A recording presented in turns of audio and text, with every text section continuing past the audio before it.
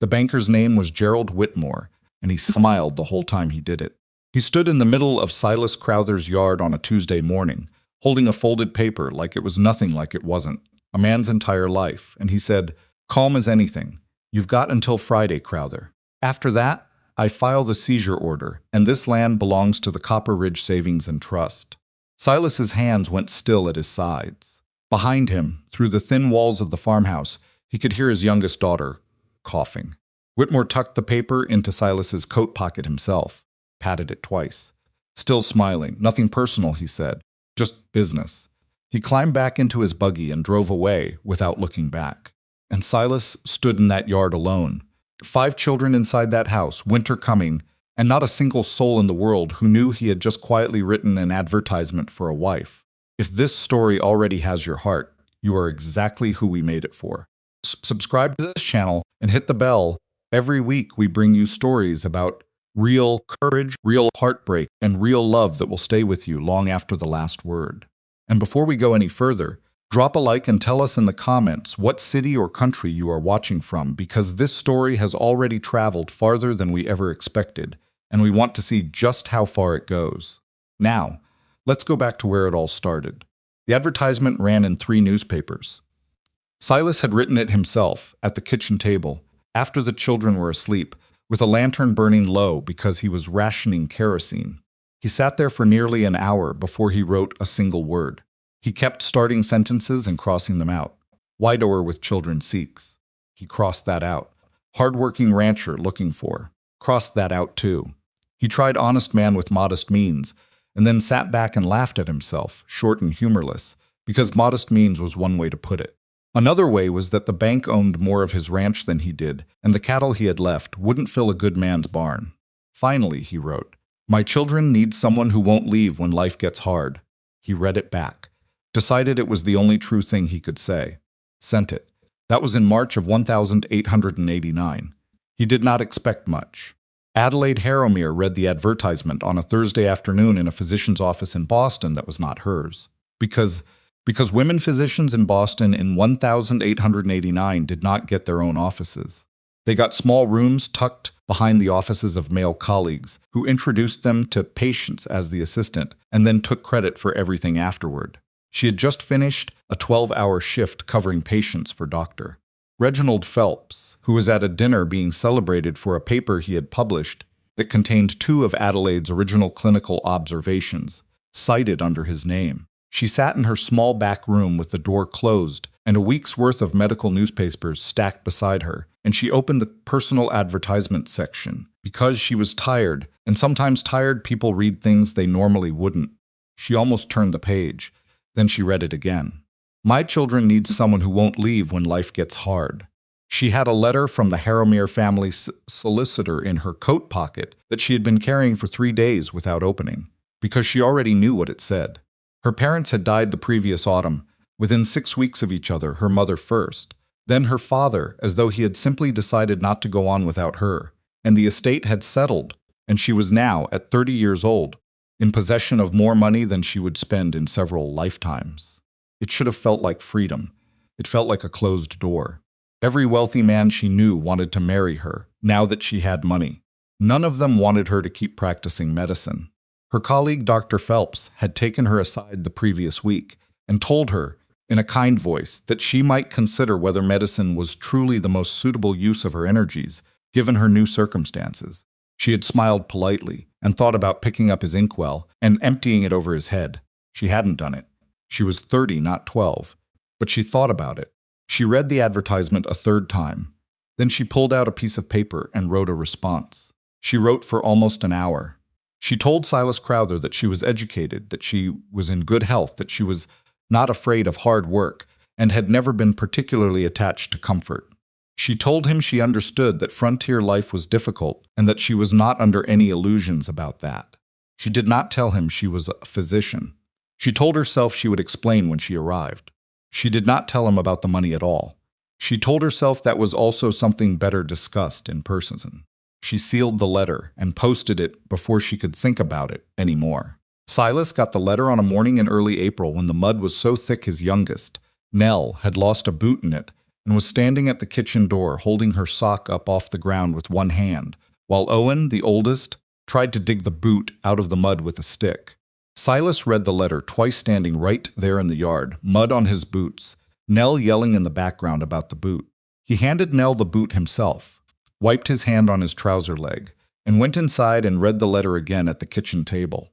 The woman's name was Adelaide Harrowmere. She wrote in a precise, firm hand. She didn't waste words. She said she was 30, from Boston, in good health, and not afraid of hard work. She didn't mention money. She didn't mention what she looked like. She didn't ask about the ranch's finances or the children's ages or 100 other things women in the matrimonial papers usually asked about. She had said she understood frontier life was hard. Silas thought, she doesn't understand at all. Nobody from Boston does.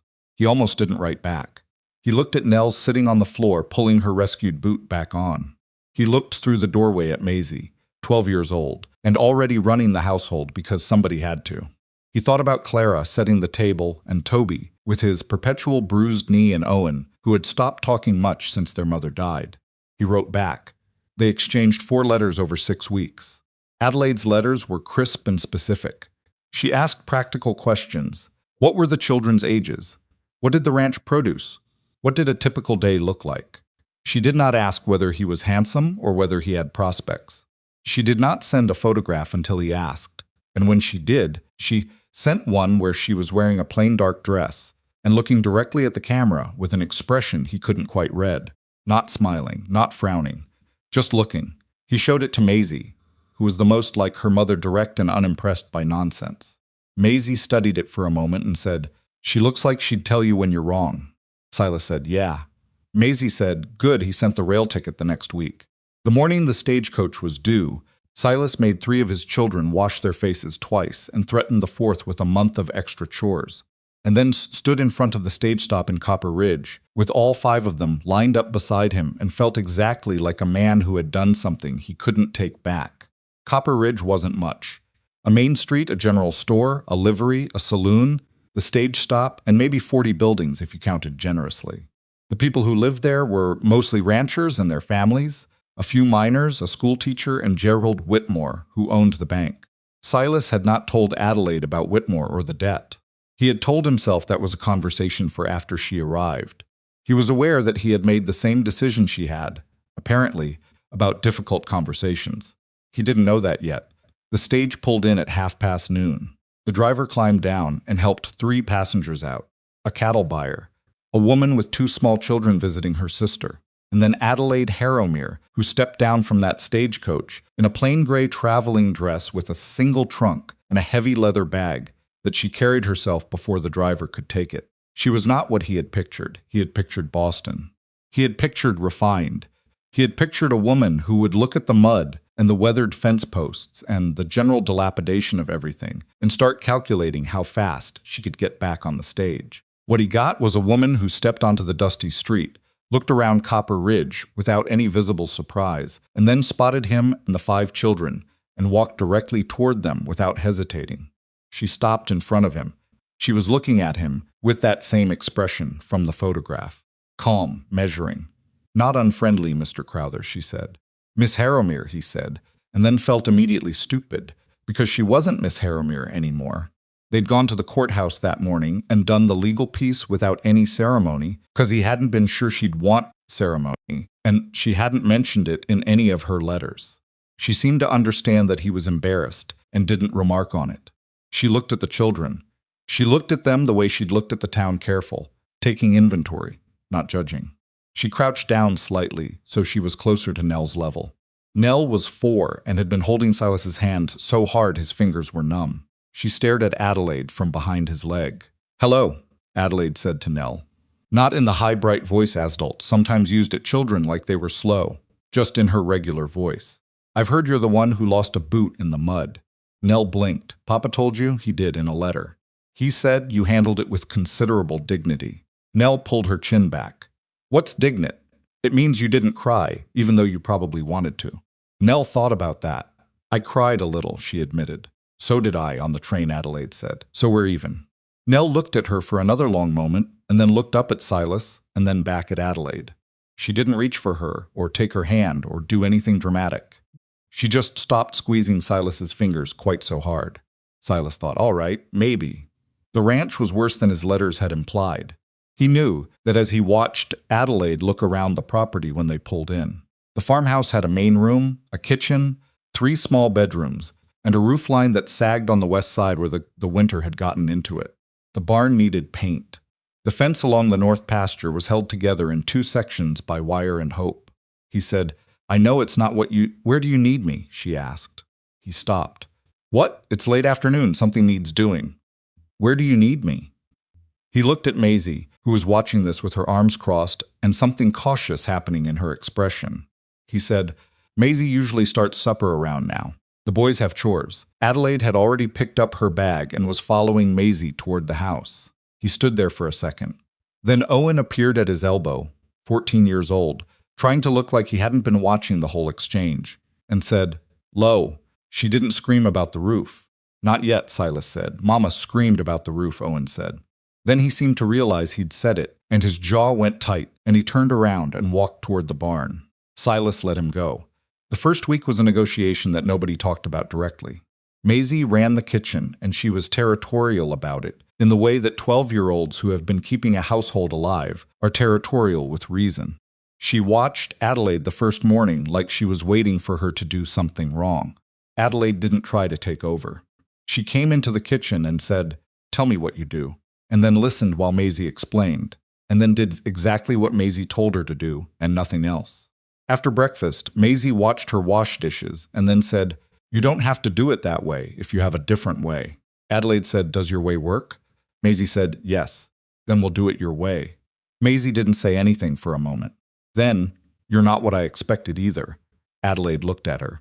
What did you expect? Maisie said carefully, like she was still figuring out if this was safe to say. Someone who thought we needed fixing. Adelaide said, You don't need fixing. She went back to the dishes. Maisie picked up a cloth and started drying without being asked. That was how it started with Maisie. Owen was harder. Owen was 14 and had decided, in the months since his mother died, to stop needing things from people, which made him easier to manage and considerably lonelier. He acknowledged Adelaide with single syllables and avoided being in rooms with her when he could arrange it. On the 3rd day, she found him behind the barn, sitting on an overturned crate with a book one of his mother's, by the look of the worn cover. He looked up when she appeared and waited for her to say something about being idle. She didn't. She pulled over a fence rail and sat down on it. He looked at her. She looked at the fence line. After a while, she said, What are you reading? He was clearly expecting to be sent to do something. The question confused him. He turned the book so she could see the cover. She said, I have that one. Did you get to the part where the survey team? She stopped. Never mind. I don't know how far you are. He looked at the book and then at her. You've read this? Twice. It's not particularly accurate about the geology, but the surveying sections are decent. He said nothing for a moment. Then, the school here doesn't have it. I found it in Mama's things. Did she read it? I don't think so. I think someone gave it to her. Another silence. Adelaide said, I brought books, if you want to borrow any. He didn't answer right away. But when she came inside later that afternoon, she found him standing in front of the trunk she'd left open, in the corner of the main room, looking at the spines without touching anything, like he was trying to decide if it was allowed. She said, from across the room, Take whatever you want. He took 3 books and didn't thank her, and she let that be perfectly fine. Clara and Toby were easier. They were young enough that the novelty of a new adult hadn't worn into wariness yet. Clara attached herself to Adelaide's side within 48 hours, with a completeness that was slightly alarming, and also clearly driven by an 8-year-old's very practical desire to have someone take an interest in her drawings, which were everywhere tucked into window frames and folded into her pockets, and occasionally, memorably, painted directly onto the back of a flat piece of wood she'd found in the barn. Adelaide looked at every single drawing. She asked questions about them. Clara came alive in a way that made Silas watch from across the room and feel something complicated. Toby broke his ankle on the 5th day, climbing a fence he had been told not to climb, and Adelaide said it before Silas could even get the horse saddled to go for the doctor in town. And Toby, who had been trying very hard to be brave and failing noisily, stopped crying within 10 minutes of her sitting down next to him and talking to him in a steady, quiet voice about what she was doing and why. Silas stood in the doorway watching that happen and thought, what is she? He didn't know yet. The night Nell got sick started quietly. It was the end of the second week. There had been a cold snap, 3 days of temperatures that brought everyone inside early, and Nell had been sniffly for 2 days, nothing unusual. Children were always sniffly. Silas wasn't worried. He went to bed at 10. He woke at 2 in the morning to Maisie shaking his arm saying, Papa, Nell's breathing funny. He was in Nell's room in 30 seconds. Nell was awake and frightened, and her breathing had that terrible pulling quality, like she had to work for every single breath. Her chest sucked in wrong at the throat with each inhale. Silas picked her up and she grabbed onto him hard. It's all right, he said, which was what you said, and felt the lie of it while he said it. Papa, Maisie said from the doorway, and her voice was doing the thing it did when she was scared but trying not to be, which was the most frightening thing in the world. He knew the nearest physician was 12 miles away in Harwick. He knew the road was bad in the cold. He knew 12 miles in the dark on a spooked horse with Nell like this. Adelaide appeared in the doorway behind Maisie. She took one look at Nell and said, How long has she been breathing like this? Maisie just woke me. Adelaide had already crossed the room. She put her hand flat on Nell's chest, then carefully tilted her chin back and looked at her throat in the lamplight, and her face changed. It didn't panic. It got more focused, she said. She needs medicine, I don't, and stopped. Then give her to Maisie. Silas looked at her. Give Nell to Maisie, she said again, and come with me. He handed Nell to Maisie. He followed Adelaide into the main room, where she went straight to the trunk in the corner. Not the trunk with the books. The other one, the heavy one she had never opened in his presence. She took a key from her pocket and unlocked it. Silas watched her open the lid. Inside, nested in fitted compartments, was a medical case. Not a traveler's kit. A physician's kit, glass syringes in velvet slots, instruments that caught the lamplight, folded papers with written labels in her precise hand. A stethoscope. Bottles. She took out the stethoscope and stood. She looked at him. He was staring at the case. She said quietly, I am going to help your daughter. I will explain everything else after. Right now I need you to get me the kettle and keep it boiling.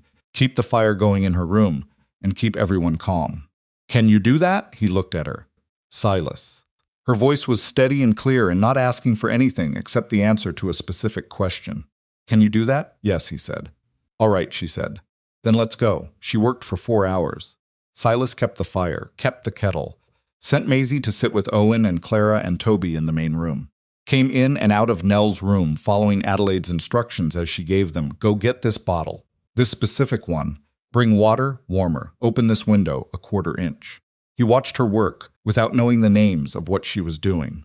She was precise and quiet and unhurried in a way that should not have been possible given what was happening. She talked to Nell the whole time, low and even, explaining what she was doing, and Nell stopped fighting because something in Adelaide's voice told her to trust it. Around 4 in the morning, Nell's breathing eased. Not gone. Not over. But the terrible pulling quality softened, and Nell's grip on Adelaide's hand loosened, and she fell into something closer to sleep. Adelaide sat back. She put her hands in her lap and sat there for a moment with her eyes closed. Silas, who was standing in the corner of the room having done nothing useful for the last 40 minutes, except stay out of the way and not fall apart, said, Is she? She's going to be all right. Adelaide's voice was quieter now. Tired. We need to watch her the rest of the night. Croup can come back. But the worst is over. He let out a breath he had not known he was holding. Adelaide opened her eyes. She looked at him. She looked at the stethoscope still around her neck. He looked at it too. There was a silence. Adelaide said, I was going to tell you. Were you? Yes, I was trying to find... She stopped. There isn't a good answer for why I waited. No, he said. There isn't. He didn't say anything else. He got the chair from the corner and brought it over near Nell's bed and sat in it. Adelaide looked at him and then pulled the low stool closer and sat down too. They watched Nell sleep. After a long time, Silas said, Without looking at Adelaide, what's your full name? She looked at her hands. Adelaide Harrowmere. He had heard the name. You heard the name if you read newspapers. The Harrowmeres? Boston. Shipping, banking, properties. He didn't know the full extent of it, but he knew enough. How much? He asked. She was quiet, Adelaide, she told him. He didn't react visibly. He sat with it. Outside the window, the sky was just beginning to go gray. He said, The medical case. That's got your name on it. Yes. Harrowmere. Yes, he said nothing for a long time. Then you came out here on a stagecoach. Yes. To answer a classified advertisement. Yes. From a man with a ranch that's failing and 5 children and more debts than he told you about. She looked at him. How much debt? He told her. She didn't flinch. I know about the bank, she said. Whitmore. I asked around when we arrived in town. He looked at her then, fully. She said, I'm a physician, Silas. I am trained to assess situations. I ask questions. I notice things. I wasn't spying on your finances. I was trying to understand what we were actually dealing with. We, he repeated. We, she said again quietly, not a question. Just the word, and what it meant, and whether he was going to let it mean it. Nell stirred in the bed. Adelaide was on her feet before he moved, checking her, adjusting the blanket, listening for a moment with the stethoscope, and then sitting back down with a small nod. Steady. Silas watched his daughter sleep. He thought about the last 2 weeks. The kitchen with Maisie, Toby's ankle, Owen and the books. Clara following Adelaide around the yard explaining every drawing. He thought about himself, standing in the yard with Whitmore's paper in his pocket. He thought about a woman who had everything the world said was supposed to make you happy, sitting in a physician's back room in Boston, reading matrimonial advertisements in the newspaper. He thought, I don't understand this at all. He also thought, Nell is breathing. He said, get some rest. I'll watch her. Adelaide looked at him for a moment, reading something in his face. Then she nodded once and got up. In the doorway, she stopped. Silas. He looked at her. I am not here to rescue you, she said. I want to be clear about that. That is not what I came for. He said nothing. She went out. He sat in the chair by Nell's bed and watched the dawn come through the thin curtain and listened to his daughter breathe. One breath, another, another. He thought about what she'd said. I am not here to rescue you, he thought. Then what are you here for? He didn't have an answer yet. Neither, he suspected, did she. But Nell was breathing, and the morning was coming. And somewhere in this failing ranch, with its leaking roof and its fraudulent debt and its 5 children, who needed more than he alone could give them, something had shifted in the night that he didn't have a name for yet. He sat with it. He watched the light come in. He didn't sleep. He did not bring it up at breakfast. That was the first thing Adelaide noticed. Silas came to the table at 6:30, the same as always, poured his coffee the same as always, answered Toby's questions about whether the north fence needed fixing the same as always, and did not say a single word about the night before. Not about Nell, not about the medical case, not about what she had told him in the gray hour before dawn. Adelaide sat across from him and watched him be normal at his children and thought, he's decided something. I just don't know what. Nell was sitting up in bed eating soft bread, soaked in warm broth, which was a thing Maisie had apparently produced from memory, because it was what their mother used to make when someone was sick. Nell's color was better. Her breathing was clear. She was annoyed at being kept in bed, and said so 4 times in the first hour, which Adelaide privately considered an excellent sign. You stay in bed, Adelaide told her. At least until noon. I'm not tired, Nell said. I know. Stay anyway. Why? Because I'm asking you to, and I'm the one who knows about lungs. Nell considered this with the expression of a 4-year-old who was deciding whether this constituted a fair reason. Do you know about everything? No, Adelaide said. I know about medicine. I'm still learning everything else. Nell seemed to find this acceptable. She ate her bread. Adelaide went back to the kitchen, where Maisie was washing the breakfast dishes with the focused efficiency of someone who had done this 10,000 times and was still not quite old enough to be doing it without help. Maisie didn't look up when Adelaide came in. After a moment, Maisie said, Papa knows. Doesn't he? It wasn't a question. Yes, Adelaide said. About the doctoring, yes. Maisie scrubbed at a pot. He knows about the other thing too? Adelaide looked at her. 12 years old and already reading rooms like an adult. Yes, she said quietly. Maisie didn't say anything for a long time. She dried her hands on the cloth hanging from the hook and turned around and leaned against the counter. He's not going to say anything, Maisie said. Not for a while. When Papa gets hit with something big, he goes quiet first and loud later. Mama used to say he needed time to sort himself out before he could talk sensibly. Adelaide filed that away. How long did the quiet usually last? Maisie thought about it. Depends. When the cattle died in February, it was 4 days. She stopped, looked at the window. Longer. Adelaide nodded. Maisie looked at her carefully. Are you scared of him? No. Some people are. He gets a particular look. I noticed, Adelaide said. I'm not scared of it. Maisie looked at her for a moment more, still deciding something. Then she said, he's not mean. He just gets stuck sometimes. I know, Adelaide said. She went to go check on Nell. Silas spent the morning at the north fence with Owen, which was where he went when he needed to think without anyone watching him think. Owen knew this and was the ideal company for it 14 years old, still mostly angry at the world in the specific way that boys who have lost their mothers are angry, and not inclined to small talk. They worked for an hour before Owen said, she fixed Toby's ankle too. Silas tightened a wire. I know, she didn't make a production of it. She just did it. I know, Owen. Owen hammered a post back into solid ground. I'm not saying you should feel a certain way about it. I'm just saying she's been here 2 weeks, and Toby can walk straight, and Nell's not dead. She's not dead, Silas repeated, very flat. I'm just saying what's true. Silas let go of the wire and stood up and looked at the fence line stretching out across the field, which needed work for another quarter-mile at minimum. He said, she's a Harrowmere. Owen frowned slightly. The Boston ones? Yeah.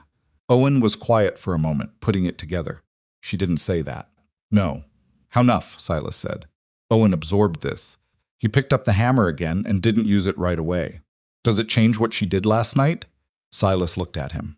I'm asking a real question, Owen said, with the particular stubbornness of a teenager who had decided something was worth pressing. Does knowing about the money change whether what she did for Nell was minus? No, Silas said, short and absolute. Owen nodded. He went back to hammering. They didn't talk about it again, but Silas turned it over the rest of the morning. Does it change what she did? No.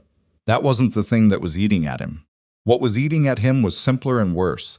She had looked at him across a newspaper advertisement, and across 6 letters, and across an entire stagecoach journey, and she had decided not to tell him what she was. And he didn't know if that was a decision born out of strategy or out of fear, and the difference mattered enormously. And he didn't know how to ask without it sounding like an accusation. He also knew Whitmore was coming back on Friday, and he had exactly nowhere near enough to pay what the bank claimed he owed. Adelaide found out about Friday from Clara. Clara had not been told, specifically, because Silas hadn't told the younger children about the debt. But Clara was 8 years old, and lived in the same house and had ears, and she had overheard enough conversations between Silas and Owen over the past months to have assembled a partial and anxious understanding of the situation. She came to find Adelaide in the barn that afternoon, where Adelaide was learning with limited successes and considerable hay in her hair how to properly muck out a stall. Clara stood in the doorway watching her, and after a moment said, "You don't have to do that. Owen usually does. Owen is at the fence with your father. Someone has to do it." Clara watched her struggle with the pitchfork. "You're holding it wrong." "I know," Adelaide said. "Tell me how to hold it right." Clara came in and corrected her grip with the matter-of-fact authority of a child who had grown up with farm work, and they worked together for a few minutes before Clara said, "Is the bank going to take the ranch?" Adelaide stopped. Clara was looking at the ground. "I heard Papa talking to Owen. He said Whitmore's coming Friday." "When did you hear this?" "Last month. He didn't know I was there." She looked up. "Is it true?" Adelaide considered several ways to answer this. She settled on, "There's a problem with the bank. Your father is working on it." "He's been working on it for a year," Clara said. "That's what Owen said. He said the debt's been going up, even when Papa pays every month." Adelaide went still. "What do you mean, going up?" Clara's face scrunched slightly. "Owen said it shouldn't do that. He said if you pay your payment every month, the debt goes down, not up. He said something was wrong with the numbers." She looked at Adelaide carefully. "Is something wrong with the numbers?"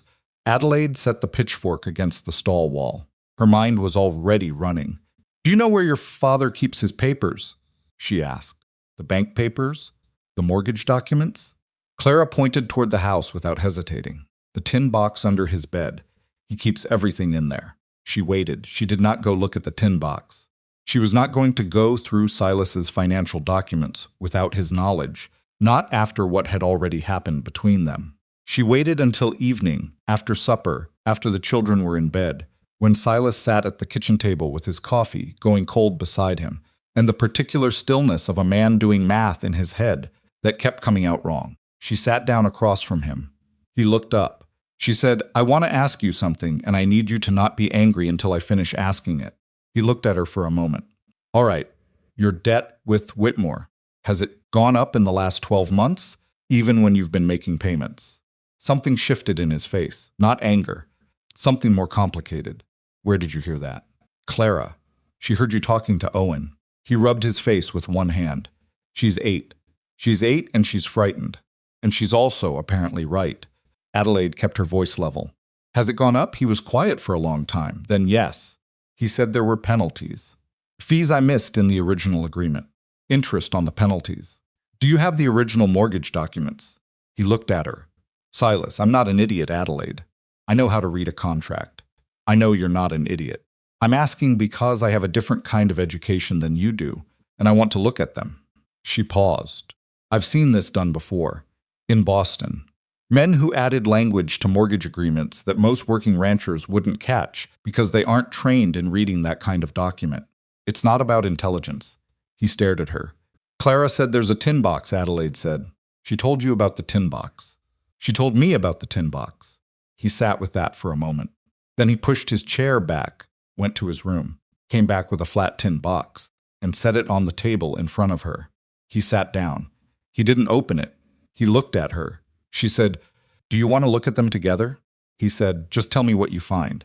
She opened the box. The documents were inside, along with receipts, letters from the bank, and a careful ledger in what Adelaide quickly recognized as 2 different hands Silas's rough print for the ranch records, and a smaller, neater script that must have been his wife's.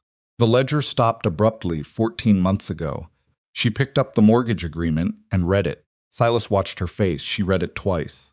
She read the addendum at the back, which was a separate page, more densely worded, with smaller print. She read it a third time. She set it down. There, she said, and pointed to the addendum. This clause. It says any missed payment, regardless of reason, triggers an automatic penalty of 15% of the outstanding balance. But it defines missed payment as any payment that does not arrive at the bank office by the close of business on the 1st of the month. She looked up at him. When do you usually pay? 1st or 2nd, he said, depending on when I can get into town. Whitmore's been counting any payment on the 2nd as missed, she said, and charging you 15% of your full balance every time. Silas stared at her. She kept going. The interest on the penalty compounds. So each time you paid late, even one day, the penalty grew the balance, which grew the next penalty, which is how a manageable debt becomes one that a man can't pay no matter how hard he works. She kept her voice even with considerable effort. This is not an accident in the paperwork, Silas. This clause was written this way on purpose. He sat back in his chair slowly. His expression was very controlled and very still, and Adelaide had been around enough people under pressure to know that stillness like that was the thing that came just before something broke. He said, I paid. Every month. I did everything right. I know. I sold the extra cattle to make the October payment. That money was supposed to cover winter feed.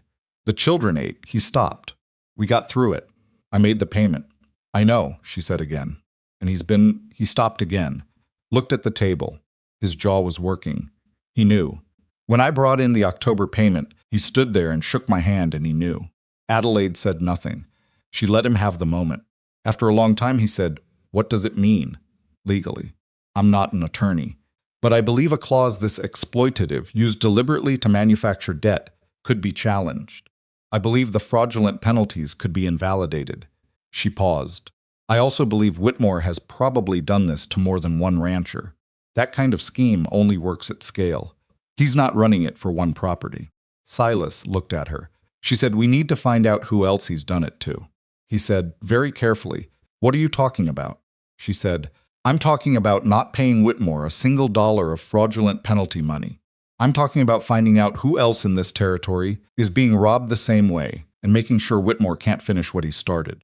Silas was quiet for a long time. He said, Adelaide, I don't have the time or the money or the minus. I have the money, she said. He went rigid. She held up one hand. Before you say anything, I am not offering to pay your debt. I am saying that I have resources, legal contacts, financial knowledge, family connections in Boston, who know how to deal with exactly this kind of fraudulent banking scheme, and I am asking if you will let me use them. Not for you. For the people on the other side of this. He stared at her, Silas. A man like Whitmore doesn't stop at one ranch. There are families in this territory who are going to lose everything by spring if someone doesn't. Why, he said, not angry, something rawer than that. Why does it matter to you? You can write a check and end this by morning. Why are you sitting here talking to me about... Because writing a check doesn't stop him, she said. It just buys one piece of land out of his hands. He'll turn around and do it to someone else. She looked at him directly. And because I didn't come here to buy my way out of problems, Silas. I came here to be useful. He looked at her for a long time. Then he reached over and picked up the mortgage document. He looked at the addendum. He looked at the clause she'd pointed to. He put it down. All right, he said. It was an agreement. Not yet. It was more like a door left slightly open. But it was something. The next 3 days had a different texture. Silas began cautiously to talk to her. Not about the personal things, not about what she'd told him at dawn after Nell's crisis, not about the money or the question of what exactly she was doing in Montana, about the practical things, the debt, the neighbors. He told her about the Hartley family 2 miles east. Bill Hartley had mentioned trouble with his bank payments last summer, and Silas had assumed it was just a bad season. He told her about the Newans who ran a small horse operation to the north, about the widow Pemberton, who kept 300 acres together by herself and had been looking tense every time he'd seen her in town for the past 6 months. Adelaide listened. She wrote things in a small notebook with her initials on the cover. She also kept doing the things she'd been doing. She checked Nell's breathing morning and night. She sat with Maisie in the kitchen. She went back to the barn with Clara, who had decided that teaching Adelaide about farm work was a personal mission and approached it with tremendous seriousness. Owen watched all of this from a careful distance, and then, on the 3rd evening, appeared in the main room while Adelaide was sitting at the table with her notebook and said, without preamble, the clause, in the mortgage. Adelaide looked up. Owen sat down across from her. He was holding one of the medical books she'd brought. I read about contract law. In here. He tapped the book. It wasn't one of the medical ones. It was a general law and reference volume she'd packed, mostly as ballast. There's a section on usurious terms, Owen said. Terms that are so unfair they can be declared void. Would that apply to what Whitmore did? Adelaide looked at him for a moment. He was 14 years old, and he had found a law book in a trunk of medical texts and read the relevant section. Potentially, she said, depending on territorial statute, which I need to look up. I can look it up, Owen said. She looked at him. He said, with the careful dignity of someone who didn't ask for things easily, I read fast. And I'm not useful at the fence. I can't pull wire the way Owen. He stopped, caught himself. The way Silas can. But I can read. Your name is Owen, Adelaide said. He looked briefly embarrassed. I meant my father. I know. She turned the notebook around so he could see it. I have the names of the families I think Whitmore may have targeted. If you're going to help me, start there.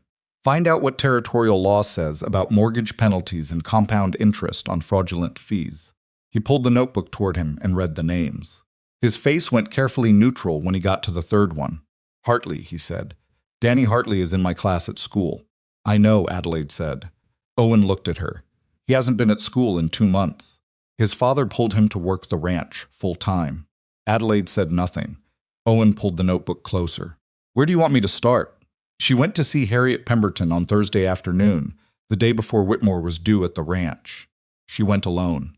Silas had offered to come and she'd said no, not because she didn't want him there, but because she had a sense that Harriet Pemberton was a woman who had been managing men's opinions of her situation for a long time and might speak more plainly without one in the room. The Pemberton place was 3 miles along the Ridge Road. Adelaide rode a horse she was not entirely confident on, which was a thing she was improving at slowly and ungracefully. The horse was called Mabel and had a patient quality that suggested she had carried uncertain riders before. Harriet Pemberton met her at the gate. She was in her late 50s, weathered, with hands that had done every kind of work and eyes that assessed Adelaide in about 4 seconds flat. Mrs. Crowther, she said. It was still strange to hear it. Mrs. Pemberton. I'm sorry to come without sending word ahead. I saw you turn off the road from the window. I had time to decide whether to pretend I wasn't home. Harriet Pemberton looked at her steadily. What do you want? Adelaide said, I want to know if Gerald Whitmore has been adding penalties to your mortgage payments. Harriet Pemberton didn't move. Then something in her face cracked open, just for a second, just enough for Adelaide to see the exhaustion behind it. She said, Come inside. They sat at Harriet's kitchen table, and Harriet made tea, Not because either of them particularly wanted it, but because something to do with your hands is useful when you're talking about things that are hard to say. Harriet told her about the past 18 months, the payments that seemed to be swallowed up without reducing the balance. The letters from the bank about fees she hadn't understood. The visit from Whitmore himself, 6 months ago, where he had been very sorry and very firm and very certain she didn't have any recourse. She told it matter-of-factly, not performing distress, just stating it. When she finished, she said, "I have 6 months left, maybe.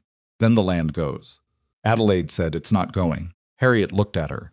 Adelaide said, "He's done it to at least 3 other families I know of, possibly more. An orchestrated scheme to generate fraudulent debt so he can seize properties and sell them on." She looked at Harriet. "I have the legal knowledge and the resources to fight this. But I need documentation from every family he's done it to. I need you to let me look at your mortgage papers." Harriet was quiet for a long time. She was looking at Adelaide, the way people look at things they want but are afraid to want. She said, "Who are you really?" Adelaide said, "A physician. From Boston. The one who married Silas Crowther." "Yes. Why would a Boston physician come out here and marry Silas Crowther?" Adelaide thought about how to answer that. She said, "Because he wrote an honest advertisement, and I was tired of dishonest ones." Harriet looked at her for another long moment. Then she got up and went to the other room and came back with a tin box the same kind as Silas's. Adelaide noticed, sold at the general store, the standard way people kept their important papers out here, and set it on the table. "Look at what you need," Harriet said. "Tell me what you're going to do about it." Adelaide opened the box. She got back to the ranch just before dark. Silas was on the porch when she rode in. He watched her dismount. She was getting slightly better at it, but still came off with too much energy and had to catch her balance on Mabel's side, and waited until she'd tied the horse before saying, "Well?" "Harriet Pemberton," Adelaide said. "Same scheme, worse. The fraudulent penalties have nearly doubled her original debt in 18 months. She came up onto the porch. Her back hurt from the ride, and she was cold, and she did not mention either.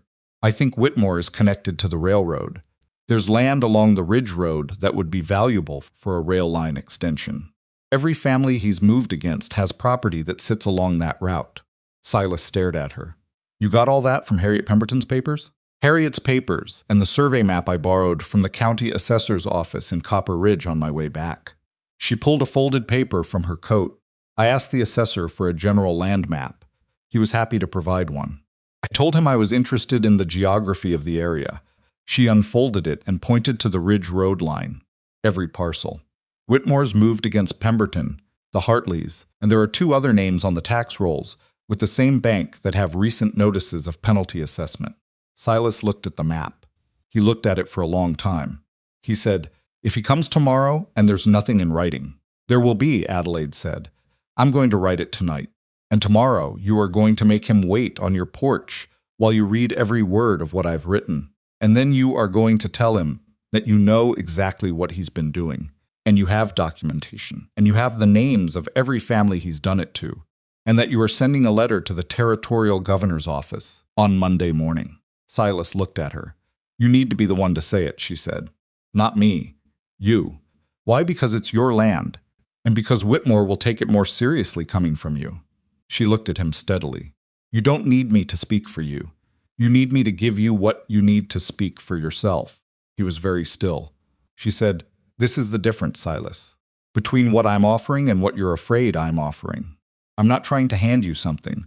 I'm trying to put the tools in your hands." He looked at the map. He looked at the list of names she'd written. He looked at her. He said, "You're going to be up all night writing this." "Probably," she said. He said, "I'll make coffee." It was not a lot. It was not a resolution or a reconciliation or anything that tied things up neatly. It was a man going inside to put a kettle on while a woman sat down at his kitchen table with a lamp and a pen and a stack of documents. But Nell was breathing in the next room, and the map was spread on the table, and outside the wind was picking up off the mountains, and Friday was coming, and neither of them was facing it alone. That was something. That was, Adelaide thought, not nothing at all. She wrote until 3 in the morning. The lamp burned down twice, and she refilled it without stopping, her pen moving across the pages in the careful, precise hand she'd developed, writing medical notes, the kind of writing that had to be legible under pressure, at odd hours, when your eyes were tired and the stakes were too high for careless words. Silas had made the coffee and then gone to sit near the fire, with a purpose that she gradually understood was not restlessness but something closer to guard duty. He wasn't hovering. He was just present, in the room, available. She didn't comment on it. She just wrote. The document she was building was not a legal brief, she was not an attorney, and she was careful not to present it as one. What it was a detailed factual accounting, the original mortgage terms, the addendum language, the month-by-month record of payments made versus penalties assessed, the mathematical impossibility of the debt's current figure given the actual payment history. She laid it out in plain language that any literate person could follow, then attached a second section on the Pemberton case with the same structure, and a third section naming the other families and the pattern across all of them. Then she wrote a letter. It was addressed to the office of the Territorial Governor of Montana Territory, and it was written on Harrowmere family letterhead, the one paper item she had packed almost as an afterthought, the cream-colored stock with the engraved address in the corner that she had grown up. Thinking was simply how paper looked until she got old enough to understand that most paper didn't look like that. She stared at the letterhead for a moment. Then she wrote the letter. She did not write it as Adelaide Crowther or as a Montana rancher's wife. She wrote it as Adelaide Harrowmere, physician, of Boston, Massachusetts, correspondent of 3 sitting senators, and the personal physician of the late Justice Harrowmere, who had served 30 years on the Massachusetts High Court, and whose name still carried weight in offices that dealt with territorial governance. She wrote with precision and restraint, and let the facts do what facts do when they are arranged clearly, and backed by a name that people recognize. She signed it, blotted it, folded it. Silas was watching her from across the room. She said, "It's done." He said, "Come read it to me." She looked up. "I can read," he said, with a dry flatness that wasn't quite humor. "But you wrote it. Read it to me." She picked up the documents and carried them to the fire and sat in the chair across from him and read the entire thing aloud. All of it. The legal accounting, the Pemberton section, the pattern documentation, and then the letter. She read it the way she read charts to patients, not performing it, not editorializing, just letting the words be what they were. When she finished, the fire had burned down lower, and the room was quiet. Silas said, "The letter. The part about your father. The judge. Yes, that's going to mean something to them. That's why I put it in." He was looking at the fire. His profile in that light was a particular study in a certain kind of man, the kind who has been carrying things alone, long enough that the weight has become structural, part of how he holds himself. "I should have caught it," he said. "The clause. I should have read it more carefully." "It was designed so you wouldn't catch it," Adelaide said. "That doesn't make me feel better." "I know. It's still true." He didn't say anything for a while. Then, what if he doesn't care? About the letter. About the governor's office. What if he's got someone in that office, and he knows the letter doesn't matter? Adelaide said, "Then we go further. To the federal level. To the newspapers. I have contacts at 2 Boston papers and 1 in Chicago who would find a story about fraudulent banking on the frontier extremely interesting." He looked at her then. "You plan for that. I plan for the next problem," she said. "It's a medical habit." A long silence, not uncomfortable. Something had shifted in the room in the past several hours. Not resolved, not healed, but shifted. The way weather shifts when a front comes through. The pressure different. He said, "Why didn't you tell me?" In the letters. There it was. She had been waiting for it. She sat with it for a moment before answering, because she owed him an honest answer, and honest answers sometimes needed a second to be located correctly. "Because I was afraid," she said, "that if you knew what I was, you would decide you wanted something different. Someone who fit better into what you thought you needed." She looked at him. "I have been in rooms my entire adult life where men looked at me and saw the money and the name and the family and made a decision about who I was before I had opened my mouth. I thought if I arrived as just a woman who wanted to be useful, you might see me differently." He said, "I did see you differently. I know. And then I found out you'd been deciding for me what I could handle." She didn't flinch from that. "Yes. That's the part," he said, "that I can't quite get past. Not the money. Not the doctoring. It's that you looked at me across 6 letters and decided I needed to be managed." Adelaide said, "You're right. And I'm sorry." He looked at her. She said, "That's the truth of it. I made a choice that wasn't mine to make, and I'm sorry. I can explain the reasoning, but the reasoning doesn't make the choice right." He looked at the fire. She said, "I'm not asking you to be over it. I'm just telling you what's true. After a very long time, he said, get some sleep. Whitmore's coming at 9. She went to bed. She lay in the dark, listening to the house settle in the cold, and thought that honesty was a peculiar thing. It didn't fix anything, not right away, but it made the air in a room breathable again. That was not nothing. Whitmore arrived at 9:10, which Adelaide suspected was deliberate. Arriving late was a small assertion of power that cost nothing and communicated everything. He came in a good buggy with a hired man driving. He was dressed well for Copper Ridge, a brown coat with brass buttons, his hat brushed. He had the easy smile of a man who has delivered bad news so many times that it no longer costs him anything. Silas was on the porch. Adelaide was inside, at the window, with the documents on the table in front of her and the letter in her coat pocket. Silas had asked her to stay inside for the opening of it, and she had agreed, though the agreement had taken some internal effort. Whitmore stepped down from the buggy. He nodded at Silas. Morning, Crowther. Pleasant.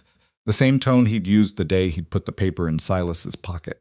I trust you've had time to put your affairs in order. Silas said, I have. Something in how he said it made Whitmore's smile shift slightly. Not gone, adjusted, good. It's always better when these things go. Come up on the porch, Silas said. Whitmore came up the steps. Silas handed him the document, the accounting, the full thing, with the penalty analysis and the Pemberton section and the pattern documentation, all of it laid out clearly. Whitmore looked at it. He took his time. Silas watched him read and didn't say anything, which was its own kind of power. Adelaide watched Whitmore's face from the window, and she had been watching people's faces for long enough to see the exact moment he reached the Pemberton section. And understood that this was not just about Silas Crowther's ranch. He looked up. He said, Where did you get this? Sal said, Doesn't matter. This is... Whitmore's voice shifted, getting a careful lawyerly quality. This document is full of misrepresentations. The penalties are clearly outlined in the original mortgage agreement. You signed it. You agreed to the terms. Silas said, under the fraudulent addendum that you wrote specifically to manufacture debt. Yes, I signed it.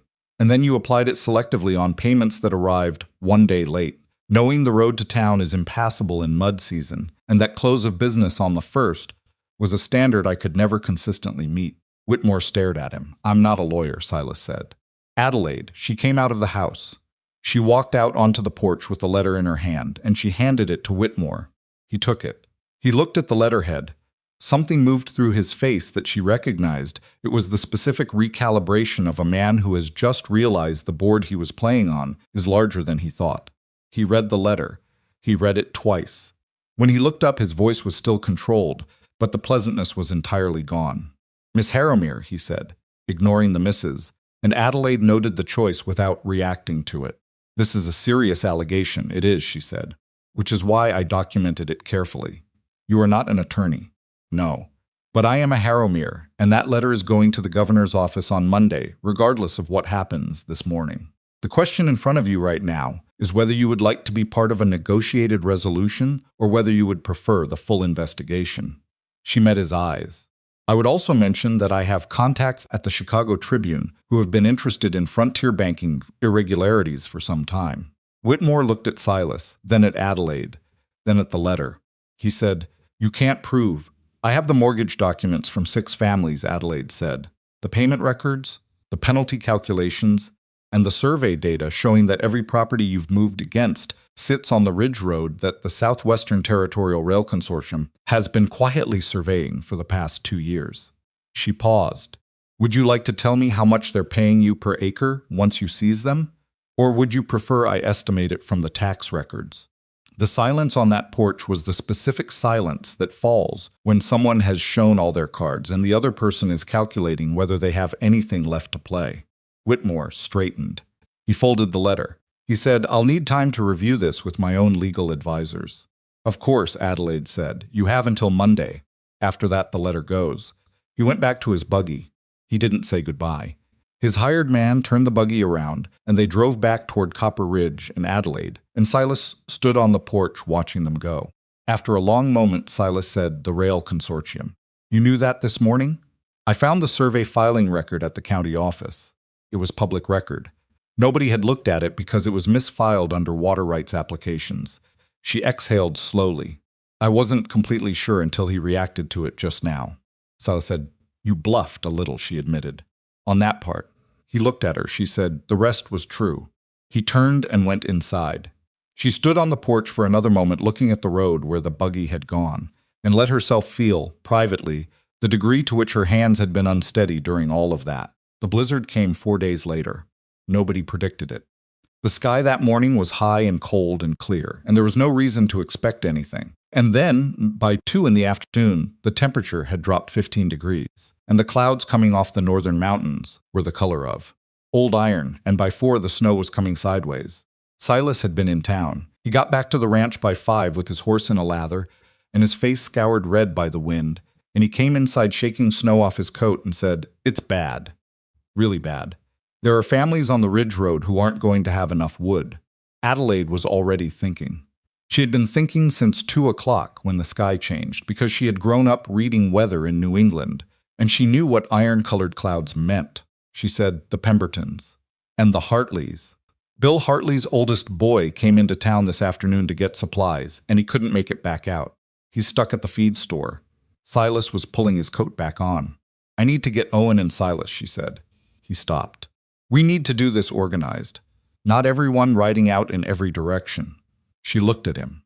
"Who are the men in Copper Ridge you trust?" He named 4. She sent him back out to get them. While he was gone, she pulled out her notebook and the map she'd kept and started marking which properties were most exposed on the Ridge Road. She sent Maisie, who was 12 years old and furious at not being allowed to go out in the blizzard herself, to the root cellar to take full inventory of their wood supply and food stores. When Silas came back with the 4 men ranchers, a couple of cowboys, the livery owner's son, who was 17 but large and sensible, Adelaide had a list. She spread the map on the table. The Pembertons are the farthest out, and Harriet is alone. That's the first priority. The Hartley family is here, the father, 3 younger children, and the mother, who is 7 months pregnant. She looked up at the men. 2 groups, each with a sled and as much wood as you can take. Mr. Crowther will lead the first group to Pemberton. Tom, she nodded at the livery owner's son, who was Tom Reeves. "You know the Ridge Road better than anyone. You take the second group to Hartley." The men looked at Silas. He said, "You heard her." They moved. Adelaide did not go. This was the hardest decision she made that night. She had the impulse to go, the specific impatience of someone who prefers action to waiting, but she also knew that if anyone came to the ranch injured or frostbitten or sick, she needed to be here, with her case open and the fire going and the space to work. She stayed. She sent Owen with Silas. Not because Owen was old enough to be sent into a blizzard, but because Owen was going whether she permitted it or not, and Silas going with him was better than the alternative.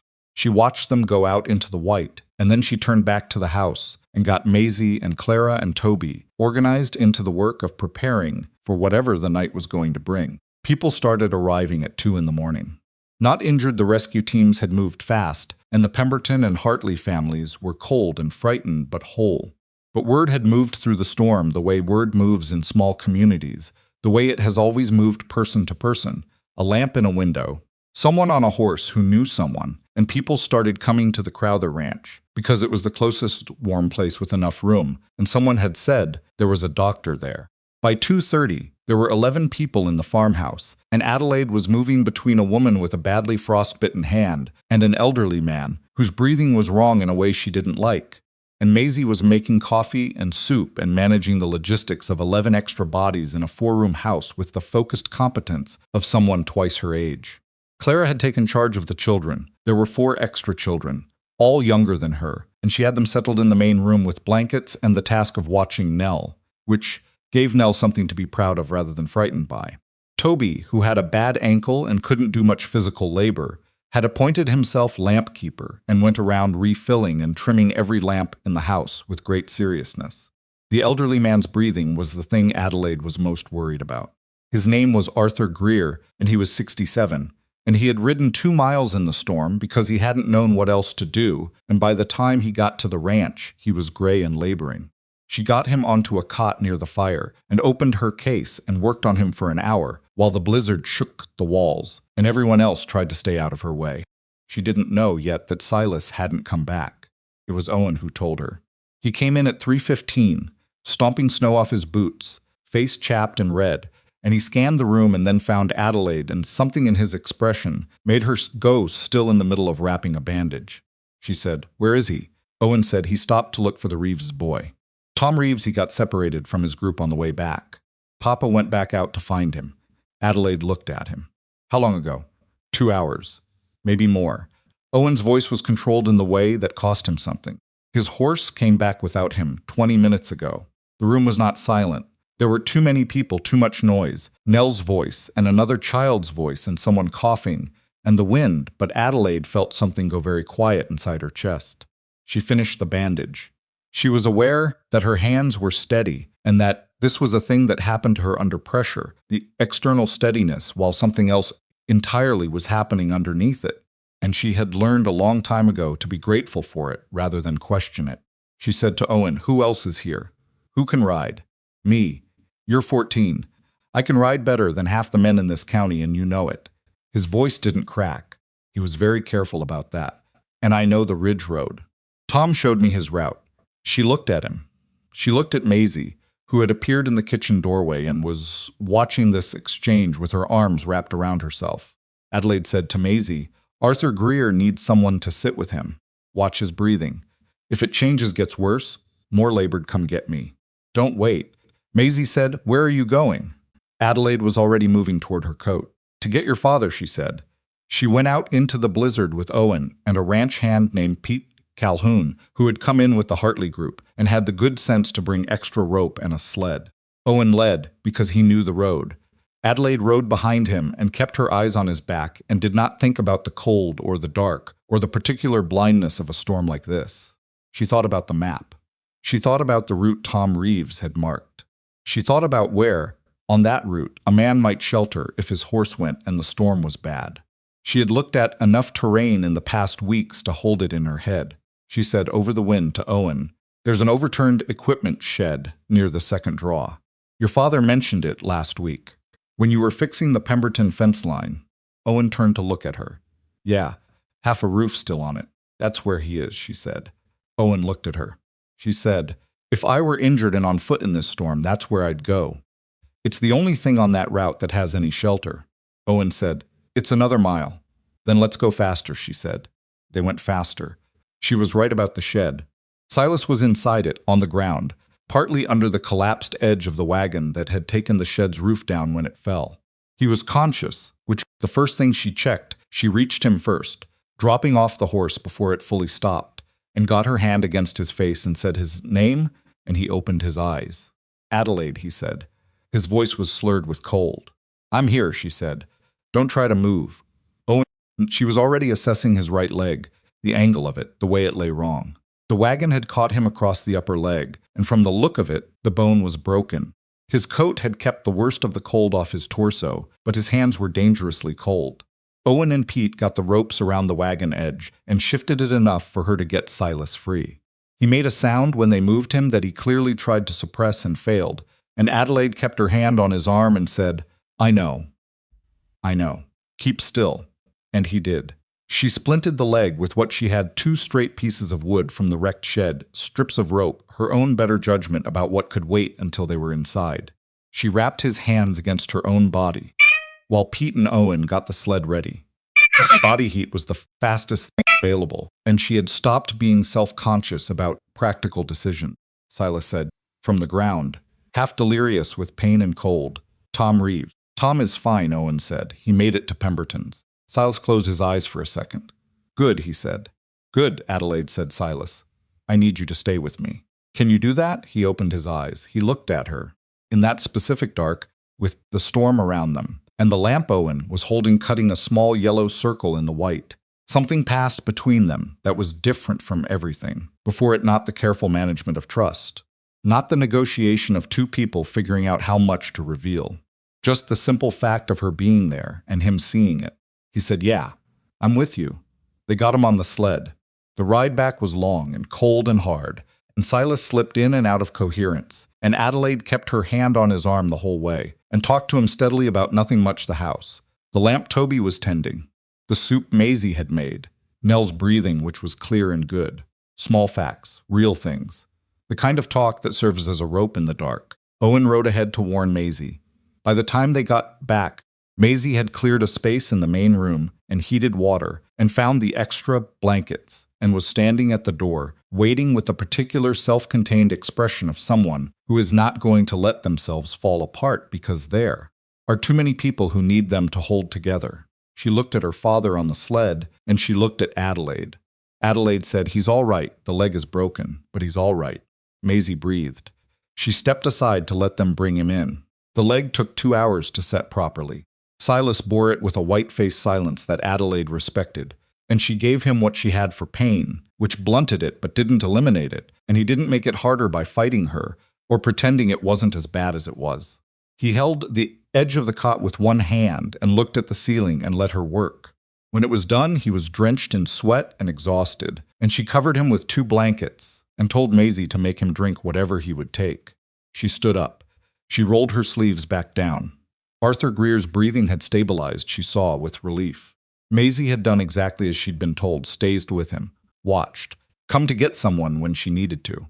The man was asleep near the fire. The other families were settled around the room. Children asleep. Adults quiet. The storm was still going outside, but the house was holding. Clara appeared at Adelaide's elbow and pressed a mug of soup into her hands without a word. Adelaide looked down at her. Clarissa said, "Matter-of-factly, you haven't eaten anything." "I know. Maisie says if you don't eat, you'll be useless." Maisie's correct. She drank the soup. She sat down on the bench near the wall for the first time in hours and drank it and let herself feel, briefly, the weight of the night in her legs and her back and her hands. From across the room, Silas was watching her. He looked terrible pale, leg immobilized, clearly still in pain. But he was watching her with an expression she hadn't seen from him before. Not gratitude, not exactly. Something more complicated than gratitude. Something that was taking its time arriving. She met his eyes. He said across the room, quiet enough that only she could hear, "You didn't have to come out." She said, "Yes, I did." He looked at her. She said, "You're not my patient, Silas. You're my husband. There's a difference." He was quiet for a long time. Then, roughly, "I know the difference." She held his gaze for a moment. Then she looked away, because the soup was getting cold, and Arthur Greer might need checking again in an hour, and there were 11 people in this house, and 3 more hours until dawn. But she felt, in the room between them, something that had been pulled tight for weeks slowly, carefully begin to ease. It wasn't fixed. A person wasn't a set bone. You couldn't line up the pieces and hold them still, and trust the body to knit them back together in the right shape. It was slower than that, more unpredictable. But the storm was still going, and the house was warm, and every person in it was breathing. That was enough for tonight. She finished the soup and stood up and went back to work. The storm broke on the 3rd day. It did not break cleanly, it thinned first, the wind dropping from a roar to a moan to a steady push, the snow going from horizontal to vertical. And then sometime in the early morning of the 3rd day, Adelaide woke in the chair she had been sleeping in increments, for 72 hours, and realized the house was quiet in a different way than it had been. Not the muffled quiet of storm, regular quiet, the kind that meant the world outside still existed. She sat up. Every joint in her back catalogued its grievances in sequence. Silas awake across the room, which she knew without looking, because she had developed, over the past 3 days, a specific awareness of his breathing that she hadn't asked for and couldn't explain away. He was awake and he was watching the window. The other families had gone home in stages as the storm allowed the Hartleys first. Then Harriet Pemberton with a horse borrowed from Silas's stable, since hers had panicked in the storm and broken through the paddock fence somewhere on the first night. Arthur Greer had stayed the longest. His breathing had kept Adelaide watchful for 2 full days before it settled into something she was willing to trust, and she had let him go yesterday afternoon with a list of instructions he had taken, with the serious attention of a man who understood what he owed, his own continued survival. Now it was just the family. Maisie was asleep at the kitchen table, her head on her arms. Owen had finally surrendered to exhaustion sometime around midnight and was in his room. Clara and Toby and Nell were in various stages of sleep in the bedroom they shared. Adelaide stood up, carefully, and went to put the kettle on. Silas said from across the room, "How's the leg?" She turned. He was looking at her, not the window. "I'll look at it in a minute," she said. "Coffee first." "I meant, how does it feel?" "I know what you meant. And I'll look at it after coffee." He made a sound that was not quite a laugh. "You're bossy when you're tired." "I'm bossy when I'm not tired either." You've just been too polite to say so. She found the coffee and measured it by feel. How does it actually feel? Like someone ran a wagon over it, he said. But better than yesterday. Better is good. She put the kettle on. The bone is clean. If you stay off it properly for the next 3 weeks. 3 weeks. Silas, I have a ranch. You have a ranch and a broken leg and children who are capable of doing more than you give them credit for, including Owen, who kept this household functional for 3 days while you were lying there. She turned and looked at him. 3 weeks minimum. Then we reassess. He looked at the ceiling. Fine, thank you. Don't thank me, I'm just too tired to argue. She almost smiled. She turned back to the kettle. After a moment, he said, the letter. The governor's office. It was supposed to go Monday. Owen sent it. She paused. He rode into town on Monday morning before the storm got bad. I should have told you. I've forgotten all of the Owens sent it. He asked me if he could be the one to take it. I said yes. She looked over her shoulder. He's 14. He wanted to do something that mattered. Silas was quiet for a long time. He said, he's a good boy. He's an exceptional boy, she said, though I'd suggest telling him that directly. It tends to work better than people assuming they know. Another not quite law. The kettle was slow. She stood waiting for it and listened to the house, breathe, and thought about what came next, because that was what she did. Her mind moved forward, onto the next problem, the next variable to account for. It was useful in medicine, and it was occasionally exhausting in life, but she had long since made her peace with it. What came next was Whitmore hadn't answered. The letter had gone. There would be a response from the governor's office, from Whitmore himself, from someone, but it would take time. And time was what several families on the Ridge Road were running short on. What came next was also, Silas with a broken leg couldn't run the ranch for 3 weeks. Owen could do more than Silas knew, but he couldn't do all of it. She needed to talk to Pete Calhoun, who had stayed in Copper Ridge and had mentioned needing work. What came next was also Nell's lungs, which were clear now but needed watching through the rest of winter. What came next was a lot of things, and she was standing in a kitchen at 5 in the morning making coffee with a back that felt like badly stacked lumber, and she realized, more oriented to her life here than she had been to anything in Boston in the last 5 years. The kettle boiled. She poured it. Silas started getting restless on day 5 of enforced rest, which was approximately 4 days earlier than Adelaide had hoped. He couldn't put weight on the leg. She had been clear about that, and he had enough respect for the mechanics of bone repair to understand that she wasn't being arbitrary. But restless didn't require weight-bearing. Restless just required a mind that needed to be doing something, and a situation that made doing most things impossible. He started talking to everyone who came within range. He talked to Owen about the north fence, directing repair decisions from his chair by the window with a patience Adelaide hadn't seen in him before, not micromanaging, actually. More like asking questions and then listening to Owen's answers and sometimes saying, yeah, do that, and sometimes saying what would happen if you did it the other way, and letting Owen work through the reasoning himself. He talked to Maisie about the accounts, which turned out to be a revelation for both of them. Maisie had been keeping a separate record in a small notebook, her own version, tracking expenses and stores with a thoroughness that made Adelaide stop in the kitchen doorway and listen while Silas read it. He said, Maisie, this is where did you learn to do this? Maisie said, Mama taught me the basics. I figured out the rest. You tracked every bag of feed for 3 months. Someone had to know what we had. Silas was quiet for a moment. Then, this is better than what I do. Maisie, to her credit, didn't gloat. She said, I had more time than you did. He said, when this is over, you and I are going to sit down, and you're going to show me this whole thing. Maisie looked at him with something cautious and lit up happening simultaneously in her expression. All of it? All of it. She closed the notebook and tucked it against her chest and said, with studied casualness, all right, when you're better. He watched her go out to the kitchen, and then looked at Adelaide, who was pretending to read in the chair across the room. He said, don't say it. She said, I wasn't going to say anything. You were going to say, I should have been doing that years ago. She looked at him over the edge of the book. I was going to say you should have been doing it years ago, she agreed. But you're doing it now. That's more useful. He looked out the window. She went back to her book. After a while, he said, in Boston. What was your practice like? She looked up. He was still looking at the window. She said, I didn't have a practice. I covered patients for physicians who had practices and published papers under physicians who had papers, and attended cases that I diagnosed and had the diagnoses credited to physicians who needed them for their records. She kept her voice even. I was very useful to several men's careers. He turned and looked at her. She said, "That's not self-pity. It's just what it was. What would you have done if you'd had the choice?" She thought about it. "What I'm doing here," she said, "treating people who need it, directly, without apparatus." She paused. "In Boston, I once spent 3 days writing a paper on the treatment of respiratory illness in children. A colleague published it. 6 months later, I watched a child die of a treatable respiratory illness because the physician attending him had not read the paper, which was listed under my colleague's name, which meant I had no standing to intervene." She looked at the window. "I decided after that to stop writing papers and start going where I was needed." Silas said nothing for a long time. "Then that's why you answered the advertisement." "That's part of why," she said. "Copper Ridge has no physician. The nearest one is 12 miles away and can't always make the road.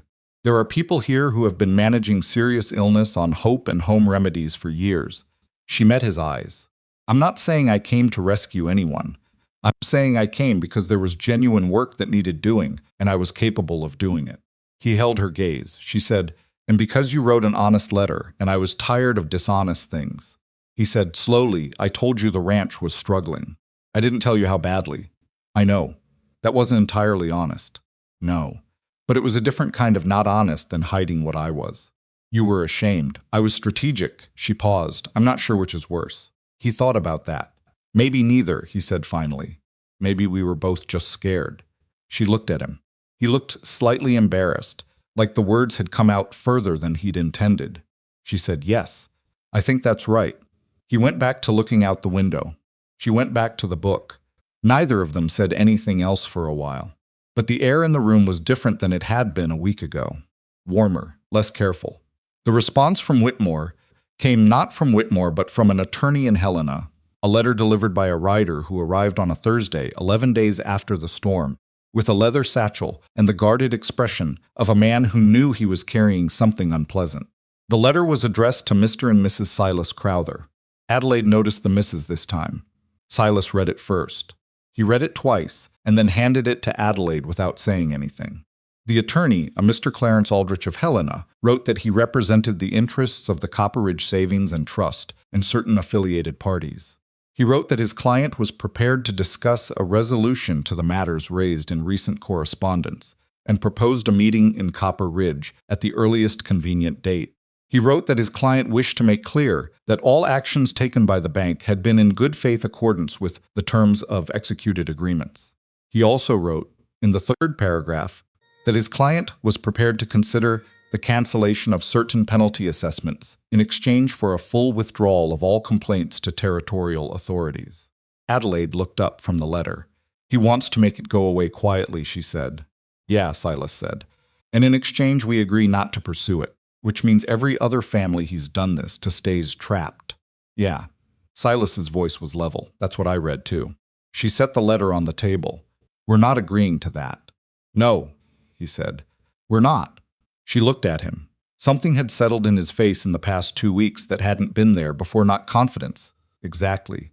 More like a particular clarity about what he would and wouldn't do. She had noticed it happening and had not remarked on it because it was his to arrive at. She said, "I need to write to my family's attorney in Boston. And I need to write to the 2 other families Whitmore has targeted who haven't yet been formally contacted." She paused. "And I think it's time to go talk to the Hartleys. Directly. Tell them what's happening and what we're trying to do." Silas said, "I'm not supposed to be on a horse for 2 more weeks." "You're not." "I am." She looked at him. "I'll take Owen." He thought about that. "Then take Pete Calhoun, too. The road's still rough in sections." "All right," he said. Adelaide. She looked at him.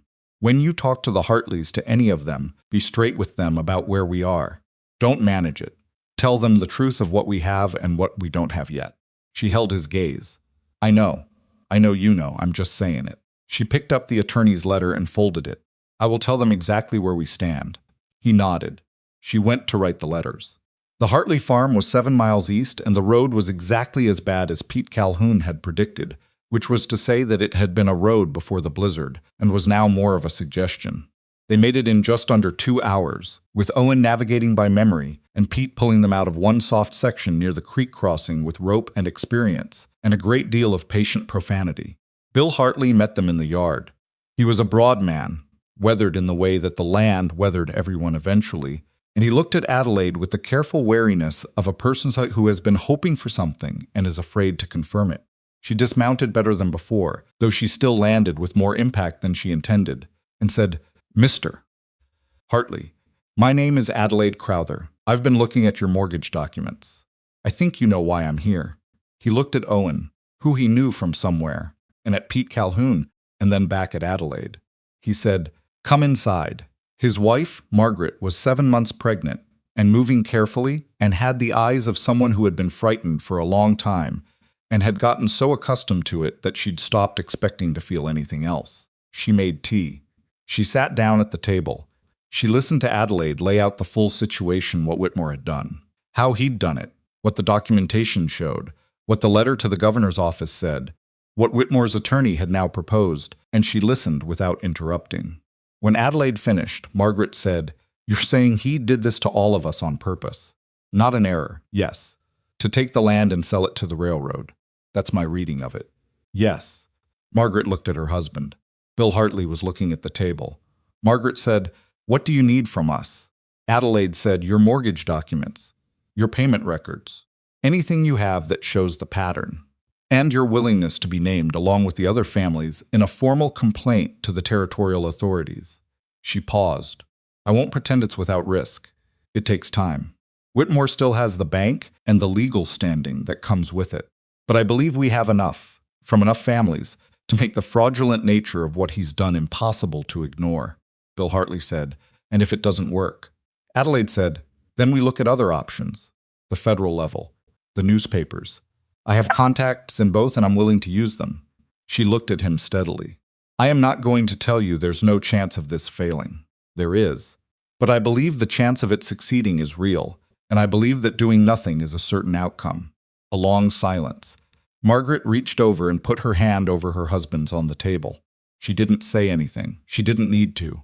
Bill Hartley looked at Adelaide. He said, "The tin box is on the shelf by the door." The meeting with Whitmore's attorney happened on a Tuesday in early December, in the back room of the Copper Ridge General Store, because it was the largest room available that wasn't the saloon or the bank itself, and no one on Adelaide's side of things was willing to meet in Whitmore's bank. Silas came. Adelaide had not told him. He couldn't. He was 6 weeks out from the break by then, and walking with a cane he absolutely despised, and would use grudgingly for another 4 weeks before he abandoned it without comment. He sat at one end of the table, and Adelaide sat beside him, and Harriet Pemberton was there, and Bill Hartley, and a third rancher named Frank Dougal, whose situation they had uncovered in the previous 2 weeks. Clarence Aldrich, the attorney from Helena, was a thin man of about 50, who had done this kind of work long enough to have learned to keep his face neutral. He had a clerk with him and a briefcase. He began by restating his client's position, that all penalty assessments had been within the terms of the executed agreements, that his client regretted any distress caused by the resulting financial pressure, and that his client was prepared, out of goodwill, to forgive 30% of the outstanding penalty amounts as a gesture of. Adelaide said, "No." Aldrich paused. She said, "The fraudulent penalties are invalidated in full. The outstanding balances revert to their correct amounts based on actual payment history, minus legitimate principal interest only. The ranch and farm properties remain with their current owners free of any seizure action. And Mr. Whitmore resigns his position at the bank, pending the territorial investigation." Aldrich looked at her. He looked at Silas. Silas said, "You heard her." Aldrich said carefully, "Mrs. Crowther, I appreciate that you've engaged a certain degree of research in this matter. But the legal standard for invalidating contract terms—" "The legal standard," Adelaide said, "for voiding a contract provision under territorial law requires demonstration that the provision was designed to be unenforceable, specifically to manufacture rather than document breach. I have documented, across 4 separate mortgages, a pattern of identical addendum language, identical penalty triggering mechanisms, and identical clustering of targeted properties along the proposed rail line." She opened the folder in front of her. "I also have, from the Southwestern Territorial Rail Consortium's own filing with the Helena Land Registry, dated March of this year, a proposed right-of-way that runs directly through the Crowther, Pemberton, Hartley, and Dougal properties. She looked at Aldrich. Your client wasn't running a bank. He was running a land acquisition operation on behalf of the railroad. The room was very quiet. Aldrich looked at the folder. He looked at Clarence Aldrich. The attorney was not stupid. He was doing the same calculation Adelaide had done weeks ago. The one about what this evidence, properly presented, would look like in a territorial court. He said, I'll need to consult with my client. Adelaide said, you have until Friday. After Friday, the formal complaint with full documentation goes to the Territorial Attorney General's office, and a copy goes to the offices of the Chicago Tribune. Aldrich picked up his briefcase. He looked at Silas. Silas said, we'll be here Friday. Whitmore came himself on Friday, not with Aldrich. He came alone, in the same good buggy with the brass-buttoned coat, and he stood in the middle of the general store's back room, without sitting down, and looked at Silas and Adelaide, and the other families arrayed around the table, and he was not smiling. He said, this will ruin me. Adelaide said, the railroad paid you. You were ruining them. She nodded at the families around the table. You were making choices that took food off their tables and land out of their children's futures. You didn't look ruined when you did it. Whitmore's jaw worked. Silas said, sit down, Whitmore. Something in how he said it quiet and absolute and without heat made Whitmore sit. Silas looked at him. You came to my yard and you put that paper in my pocket. You shook my hand and you knew what you'd done to me. You knew about the October payment. You knew I had 5 children. He paused. I'm not going to tell you what I'd like to do about that. What I'm going to tell you is that my wife has offered you a way out of a federal fraud investigation and a newspaper story that would follow your name the rest of your life. And I think you should take it seriously. Whitmore looked at Silas for a long time. He looked at Adelaide. She said, the penalty's canceled.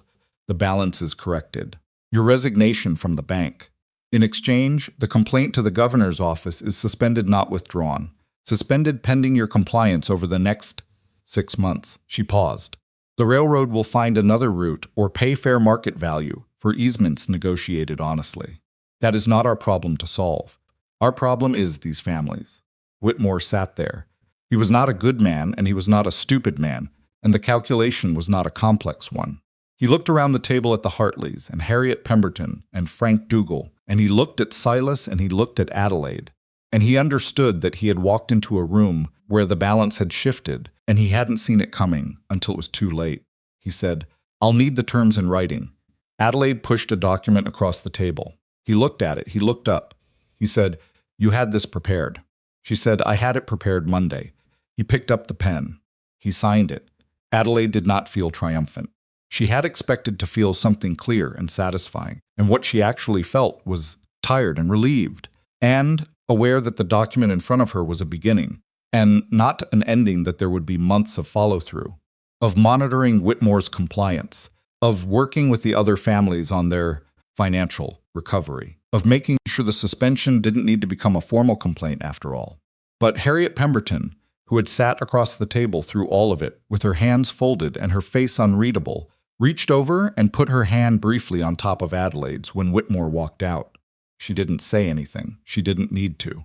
Bill Hartley shook Silas's hand, and then, after a moment's hesitation, shook Adelaide's. Frank Dougal said, I owe you a winter's worth of fence work, which was not a small thing to offer in Copper Ridge, and Adelaide accepted it as such.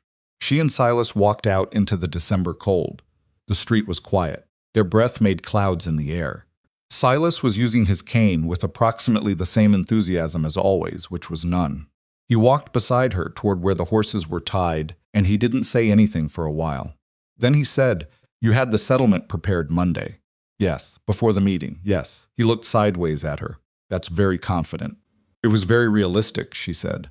When a man's alternate outcome is a federal fraud investigation and a Chicago Tribune story, a negotiated settlement looks attractive. He was quiet for a moment. You kept that part back. About the Tribune. I did. Used it at the right moment. I learned that from reading medical charts, she said. You hold information until it's useful. He looked at her, and then he did something she hadn't seen from him before. He laughed.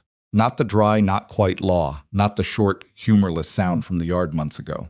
An actual laugh, brief and genuine, and it changed his face in a way that made her understand something about what he must have been like before grief and debt had worn him into the man she'd met. She felt something shift in her chest, something that she had been carefully not naming. He stopped laughing and looked at her. She looked back. The street was cold and empty, and the horses were waiting, and there were 10 things that needed doing when they got home. And Silas was looking at her in December light with his breath-making clouds, and the cane in his hand, and 4 families' worth of documents in her satchel. And she thought, this is the thing that money couldn't give me. This exact thing, standing here. He said quietly, Adelaide. She said, yes. He said, I should have listened to you from the beginning, before I decided what you were doing here. She said, you listened when it mattered. Later than I should have. Most people do, she said. Including me. He looked at her. He was doing the thing he did when something needed time, the stillness, the processing, the slow arrival at whatever it was. He said, I'm glad you answered the advertisement. She said, so am I. They stood there for a moment in the cold. Then he said, 3 more weeks on the cane. She said 2.5. If you behave. He made a sound. She untied her horse. They rode home. The cane disappeared on a Tuesday in January without ceremony or announcement. Adelaide noticed it leaning against the wall by the door at breakfast, and then not there at supper and didn't say anything, because she had promised herself she wouldn't, and because Silas was walking without it well enough that arguing would have been purely reflexive. She watched him cross the yard that evening toward the barn, and his gait was still slightly uneven, it would be, for a while. Maybe as always in cold weather, but it was his, and he was managing it. And that was the end of her professional opinion on the matter, unless he asked for it. He didn't ask. She let it go.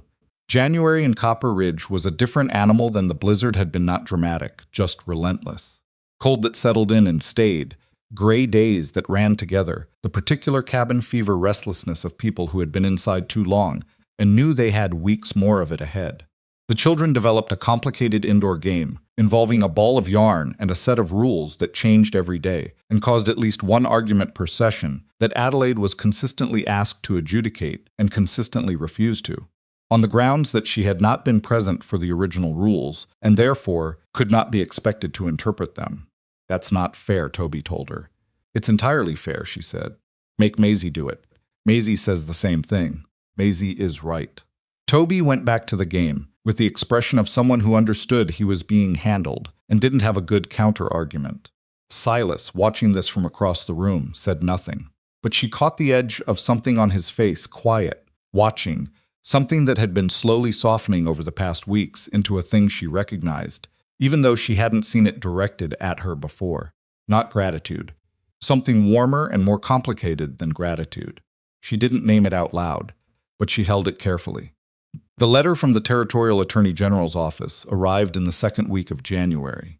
It was formal and measured in the way official letters are not committing to more than it needed to, but clear in its import. The office had received the complaint regarding Copper Ridge Savings and Trust. The office was conducting a preliminary review of the mortgage records submitted. A territorial investigator would be dispatched to Copper Ridge no later than the 1st of March to conduct interviews with affected parties. Adelaide read it twice, then handed it to Silas. He read it. He set it down. He said, It's real. It's real, she agreed. He looked at the letter for a moment more. Whitmore. He'll know by end of week. Aldrich will have received the same notice. She paused. He signed the settlement. He's legally bound by it, regardless of the investigation. That doesn't mean he won't try something. No, it doesn't. She looked at him. But he'd be trying it with a territorial investigation already open on him. That changes his math considerably. Silas was quiet. She knew what he was thinking, or close to it, the same thing she'd been sitting with, since Whitmore had walked out of the general store. A signed document was one thing. A man with enough to lose and few enough scruples was another, and the two didn't always resolve in favor of the piece of paper. She said, I've written to my family's attorney in Boston. I asked him to identify a territorial attorney we can retain in Helena. Someone who knows the courts here and can watch the proceedings. She paused. I should have told you before I sent the letter. He looked at her. She said, I'm telling you now. He held her gaze for a moment. Then, who's paying for the Helena attorney? I am, she said. Out of my personal accounts. Not from the ranch. She said it simply, not apologetically, but clearly. That is my money to use as I see fit, and I see fit to use it for this. He was quiet for a long time. She waited. She had learned over these months to wait him out, not because she was naturally patient, which she wasn't, but interrupting him when he was working through something, only pushed it sideways and didn't resolve it. He said, "Finally, you're going to keep doing that." She said, "Making decisions with my own resources?" "Yes, without talking to me first. When there's time to talk, I'll talk. When there isn't," she looked at him steadily, "I'll act and tell you after. The way I did in the blizzard. The way I did with Owen in the letter." He said, "We're married." "We are," she agreed. "And I am your partner in this household, not your dependent. You don't ask my permission before you decide how to work the north fence. I don't ask yours before I decide how to use what's mine." She paused. "But I will tell you. I'm committed to that." He looked at the letter. He looked at her. He said, "All right." She blinked. "All right?" "Yeah." He picked up the letter and folded it and set it on the shelf where they kept important papers. "I'm not going to pretend I love it.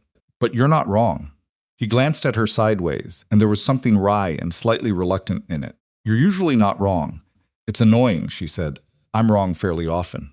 "Name one time." She thought about it. "I thought Mabel was a reliable horse." He almost smiled. "Mabel threw Pete Calhoun on his first day." "I know, I was there." She paused. "I stand corrected on Mabel." He did smile then, brief and real, and turned back to the window. She thought, "There it is again. That thing I'm not naming." She went to write to Harriet Pemberton about the Attorney General's letter. Whitmore resigned from the bank on the 22nd of January. He did it quietly, no announcement, no public statement. A short letter to the bank's board that was posted in the window of the Copper Ridge General's store 3 days after the fact, because the new acting manager thought the community deserved to know. Adelaide heard about it from Clara, who heard about it from the school teacher's daughter, who had read the notice in the window on her way past. Clara reported it with the compressed excitement of a 9-year-old who understands that something significant has happened, but is not entirely sure of the specifics. "The banker left," she told Adelaide. "Mrs. Donnelly's girl said there was a notice." "I heard," Adelaide said. "Is that good?" Adelaide looked at her. Clara was 9 years old and had spent the better part of a year watching her father's face when he came back from town, reading the weather of it the way children of anxious households learn to read weather. She deserved a real answer. "Yes," Adelaide said. "That's good." Clara nodded slowly. "Is it over part of it?" Adelaide said. "There's still work to do." "But the worst part, yes." "That's over." Clara seemed to sit with this. "Then did you do it? Make him leave?" Adelaide said, "Your father and I and Mrs. Pemberton and the Hartleys. Together." Clara looked at her for a long moment with the dark, direct eyes that were so much like Silas's it occasionally startled Adelaide. She said, "I'm glad you came." Then she went back to her drawing matter-of-factly, as though she had simply stated a fact that needed stating, and was now done with it. Adelaide stood in the kitchen doorway for a moment. She thought about the matrimonial advertisement. She thought about the back room in Boston, where she had read it 3 times. At the end of a long day during which she had been made to feel invisible in a very specific and practiced way. She thought about the moment she had picked up the pen. "I'm glad you came." 9 years old, and she had landed directly on the center of it. February brought 2 things: a temporary thaw that turned the yard into a skating rink of mud and ice, and a letter from Adelaide's attorney in Boston that contained, along with the name of a reputable territorial attorney in Helena, a piece of information Adelaide had not been expecting. She read the letter twice at the kitchen table before Silas came in from the yard, and she was still holding it when he sat down across from her and looked at her face and said, "What is it?" She said, "Harrowmere Shipping, my father's company." She set the letter down. "I've been in correspondence with the trustees since last autumn. I asked them to evaluate the possibility of liquidating the majority of the commercial holdings and consolidating the estate into a more manageable form." She looked at him. "The trustees have found a buyer for the shipping concern. A substantial one." Silas was watching her carefully. "What does that mean?" "It means I will have a considerably larger amount of capital available in the next 6 months than I currently do." She's paused. "More than I will ever use. More than this ranch would ever require." She looked at him. "I want to talk to you about what to do with part of it." He said, "Adelaide." "I'm not talking about the ranch," she said quickly, because she could see his posture changing. "I'm not offering to Silas. Listen, I'm not talking about the ranch." He settled slightly. She said, "There is no physician within 12 miles of Copper Ridge. There are at least 60 families in this territory who have been managing serious medical situations, chronic illness, difficult births, children's fevers on home remedies and hope for years. Arthur Greer almost died of a manageable cardiac condition during the blizzard because there was no one here to identify it. She kept her voice level and practical. I want to build a medical house. A proper one, with an examination room and a dispensary, and enough equipment to handle emergencies without riding to Harwick. On land separate from this ranch, mine, in my name as a medical facility. Silas looked at her. She said I would practice medicine. Properly. With my own name on the door, she paused. I would charge on a sliding scale. Families who can pay will pay. Families who cannot will receive care anyway. The endowment from the estate sale would fund the gap. A long silence, he said, in Copper Ridge. Permanently, yes. He looked at the table. He looked at his hands. He looked at her. He said, you're asking me, she said. I'm telling you my plan. And I am asking if you have objections I haven't considered, because you know this community, and I don't know it as well as you do yet. He was quiet for a long time. Then he said, the building on the south end of Main Street, next to the assay office. It's been empty since the mining company left. The owner's been trying to sell it for 2 years. She blinked. I don't know that building. You do. You've ridden past it. Brick front, south-facing windows, bigger than it looks from the street. The back room is large enough to. He stopped. It's structurally sound. I looked at it last fall because I thought about a different use for it. The price is reasonable. Adelaide said slowly, you've been thinking about this. He said, I've been thinking about the fact that Nell almost died in a farmhouse because there was nobody in Copper Ridge who could treat her, and that Arthur Greer would have died if you hadn't been here, and that Bill Hartley's wife gave birth last spring without any skilled assistance, and it went badly for 3 hours before everything turned out all right. He looked at her steadily. I've been thinking about it since November. She was quiet. He said, go look at the building. If it works, buy it. She said, it would be my money. It's your building. Your practice. He met her eyes. That's not a problem for me, Adelaide. It never was. The problem was feeling like you'd already decided what I was and what I needed before you even stepped off the stage. The money isn't the problem. She held his gaze. She said, I know. I know that now. He said, good, so go look at the building. She went to look at the building the following morning. He was right about the south-facing windows. They were excellent. She bought it in March. The same week, the territorial investigator arrived in Copper Ridge. The investigator was a compact, serious woman named Ruth Eames, who wore a wool coat that had seen considerable use and carried a leather case full of documents and asked questions in the way that people who have done this for a long time ask questions, not aggressively, just precisely, in an order that clearly had a logic to it, even when the logic wasn't immediately obvious. Adelaide liked her immediately. Ruth Eames spent 4 days in Copper Ridge. She interviewed Silas and Adelaide and the Hartleys and Harriet Pemberton and Frank Dougal.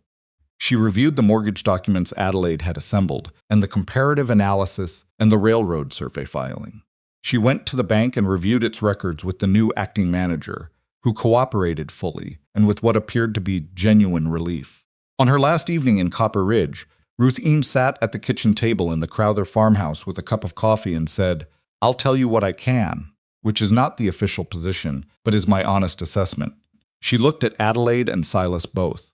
What Whitmore did was systematic and deliberate. The documentation you assembled is thorough enough that we can establish pattern, not just individual incidents. That matters for what the Attorney General can pursue. She paused.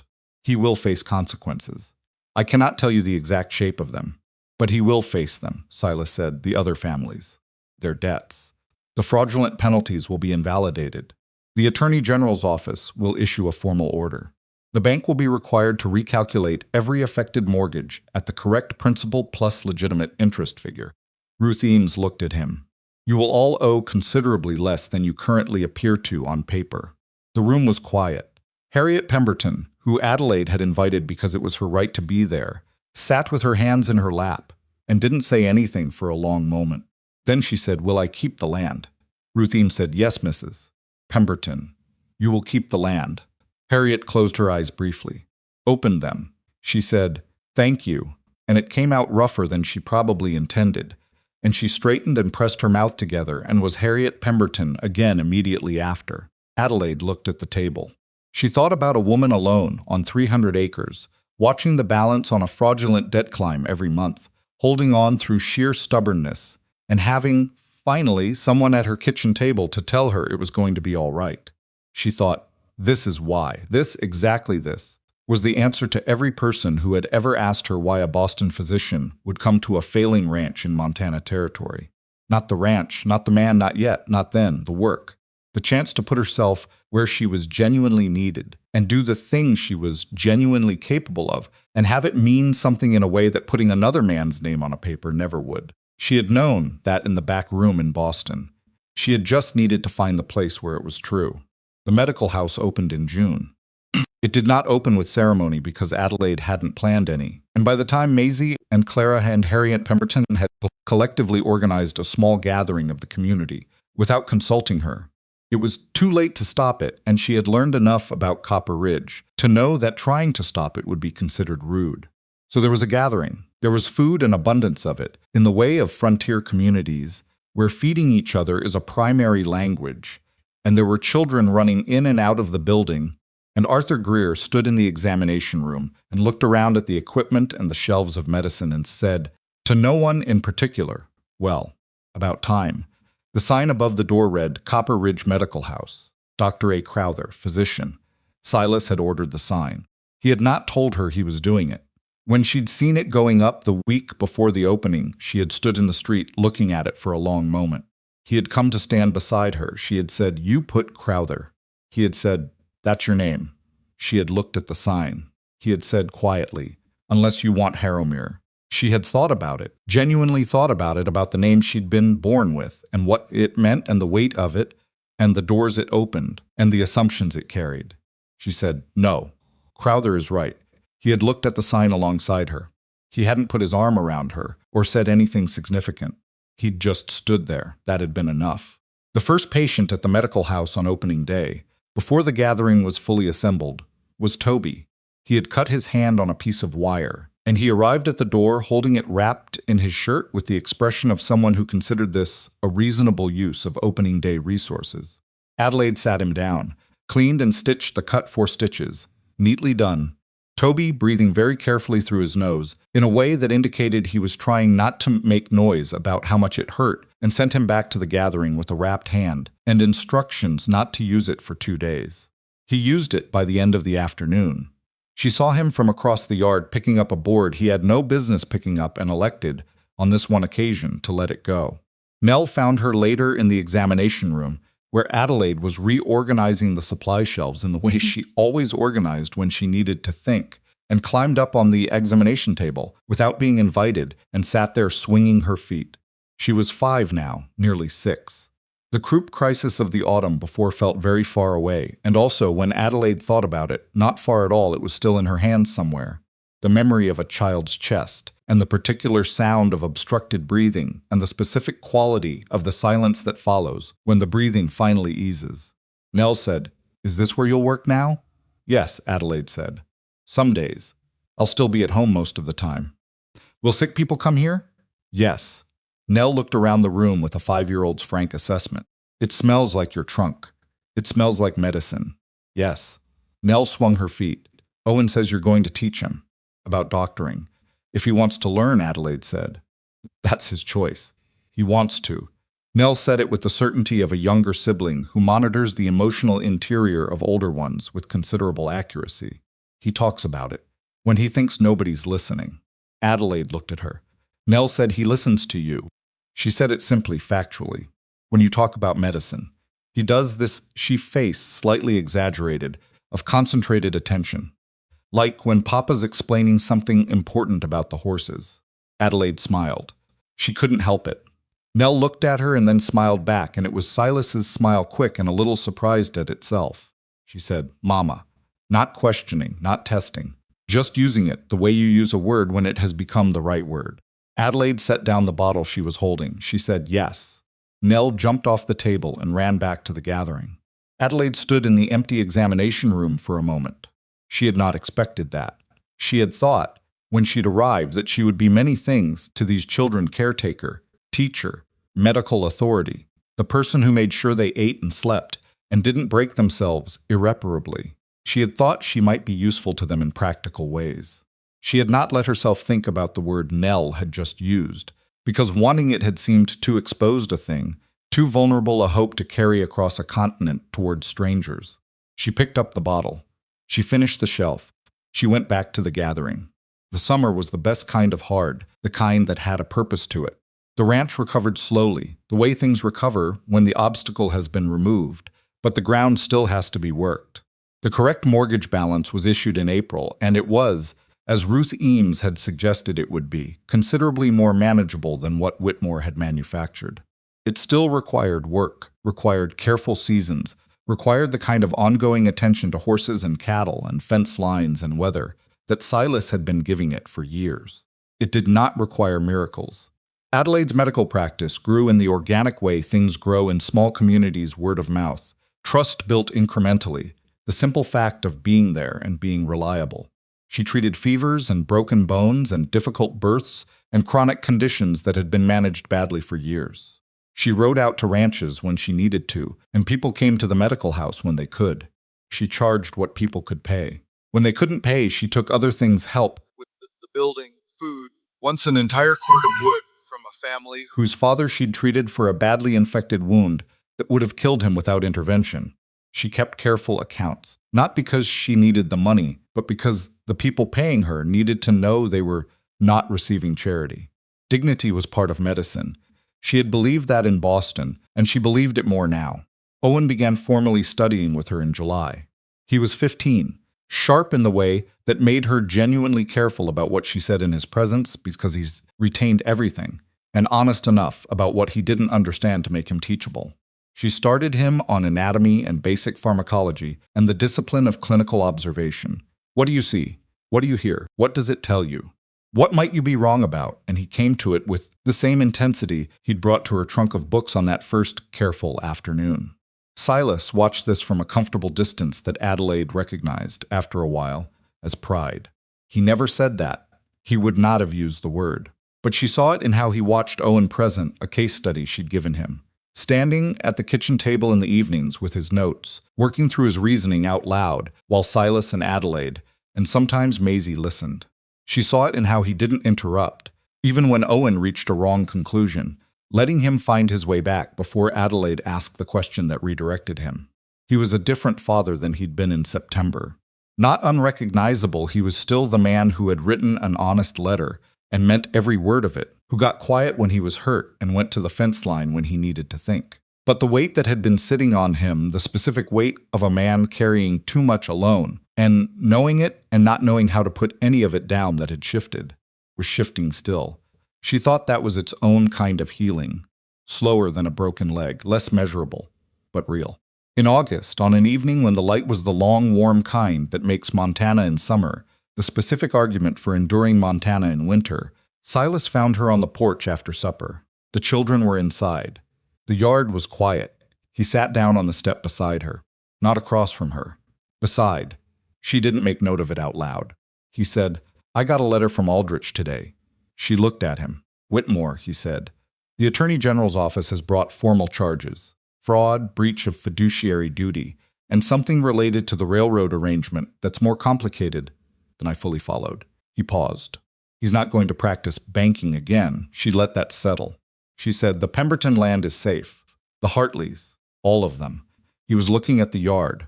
Aldrich wrote to say his client had cooperated with the investigation. "I think he's trying to get credit for the cooperation. He should get some," she said. "He signed the settlement when he didn't have to." Silas looked at her. "You're being generous." "I'm being accurate," she said. He made a calculation. But the calculation still required him to sign. People who make calculations can sometimes be persuaded to make different ones if the math changes. She paused. "That's not absolution. It's just how people are." He was quiet for a moment. "You're not angry at him." She thought about it. "I was. In November. When I was writing the documentation at 3 a.m, and I kept thinking about what he'd done to these families. About Harriet Pemberton alone on that land watching the number climb." She paused. "I don't have much anger left. I'm tired, and the work took it." She looked at him. "Are you?" he said. "Less than I was." He was quiet for a moment. "I think about what I'd have done if you hadn't come. If the storm had come and I'd still been trying to manage the debt alone." He stopped. She didn't fill the silence. He said, "I don't know that I'd have found it." the clause, the addendum. I don't know that I'd have thought to look. She said, you knew something was wrong with the numbers. Owen knew. You would have found it eventually. Maybe, he said, but eventually might have been too late. She said, it wasn't too late. He looked at her. She said, that's the part that matters. Not what might have happened. What did? He held her gaze for a long moment. He said, Adelaide. She waited. He said, I'm not good at this. She said, I know. He said, I mean saying things. The particular thing I'm trying to say. She looked at him and thought about all the versions of this man she had come to know since September. The man on the porch with Whitmore's paper in his pocket. The man who handed her Nell in the dark and said, can you do that? And trusted her answer. The man on the cot with his broken leg watching her from across a room full of strangers. The man who had looked at the survey map and the family names and understood, without her explaining it, what she was trying to do and why. She said, you don't have to say it in words. He said, I want to. She waited. He said, I look at what this family is now, what it wasn't a year ago. I look at Owen with his notebooks and Maisie with her accounts and Clara helping you at the clinic and Toby. He stopped. Toby just being a normal boy with a healed ankle who picks up boards he shouldn't. And Nell. He paused. Nell calls you Mama, she said quietly, I know. He said, she's not wrong too. The light was doing the long gold thing across the yard, and somewhere in the barn a horse made a sound, and inside the house she could hear Maisie saying something, and Owen answering, and the ordinary music of a household in the evening. He said, I wrote that advertisement because I needed someone who wouldn't leave. I want you to know I understand now that's not what I actually got. I got someone who stayed. He looked at her. Those aren't the same thing. Someone who stays because they said they would is different from someone who stays because they want to be here. She looked at him. He said, I want you to be here. Not because I need the help. Not because of what you know or what you can do. Because he stopped again. He was genuinely working for it. She could see that. This was not a man who performed difficulty. Because when you're not in the room, I notice it. She said, Silas. He said, that's the whole thing. That's all of it. She looked at the yard. She looked at the evening light. She thought about Boston, the back room, the classified advertisement, the long train west, and the stage into Copper Ridge, and a man and 5 children waiting in the street. She thought about what she had been carrying when she arrived, the name, the money, the medical case, the weight of being seen as a category rather than a person for so long that she had started to wonder if she was one. She thought about what she was carrying now, which was a great deal. Which was also entirely what she wanted to be carrying. She said, when I answered your advertisement, I told myself I was being practical, going where I was needed, doing the rational thing. He watched her. She said, I've done rational things my whole life. Rational things have very rarely surprised me. She looked at him. You surprised me, he said. In a good way, she said, in the best way. He looked at her for a long moment. Then he reached over carefully and took her hand. He didn't say anything. He just held it, the way you hold something you have been trying not to want and have finally decided it's all right to want. She turned her hand and held his back.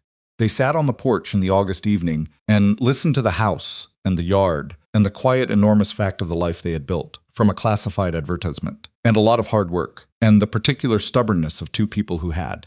Both stopped believing in easy things a long time ago. Years later, enough years that Nell was in school, and Toby was working the ranch alongside Silas, and Owen had gone to medical college in St. Louis, and was writing letters home that were long and technical and funny in a dry way that made Adelaide laugh out loud, reading them alone. A woman came to the medical house who was new to Copper Ridge.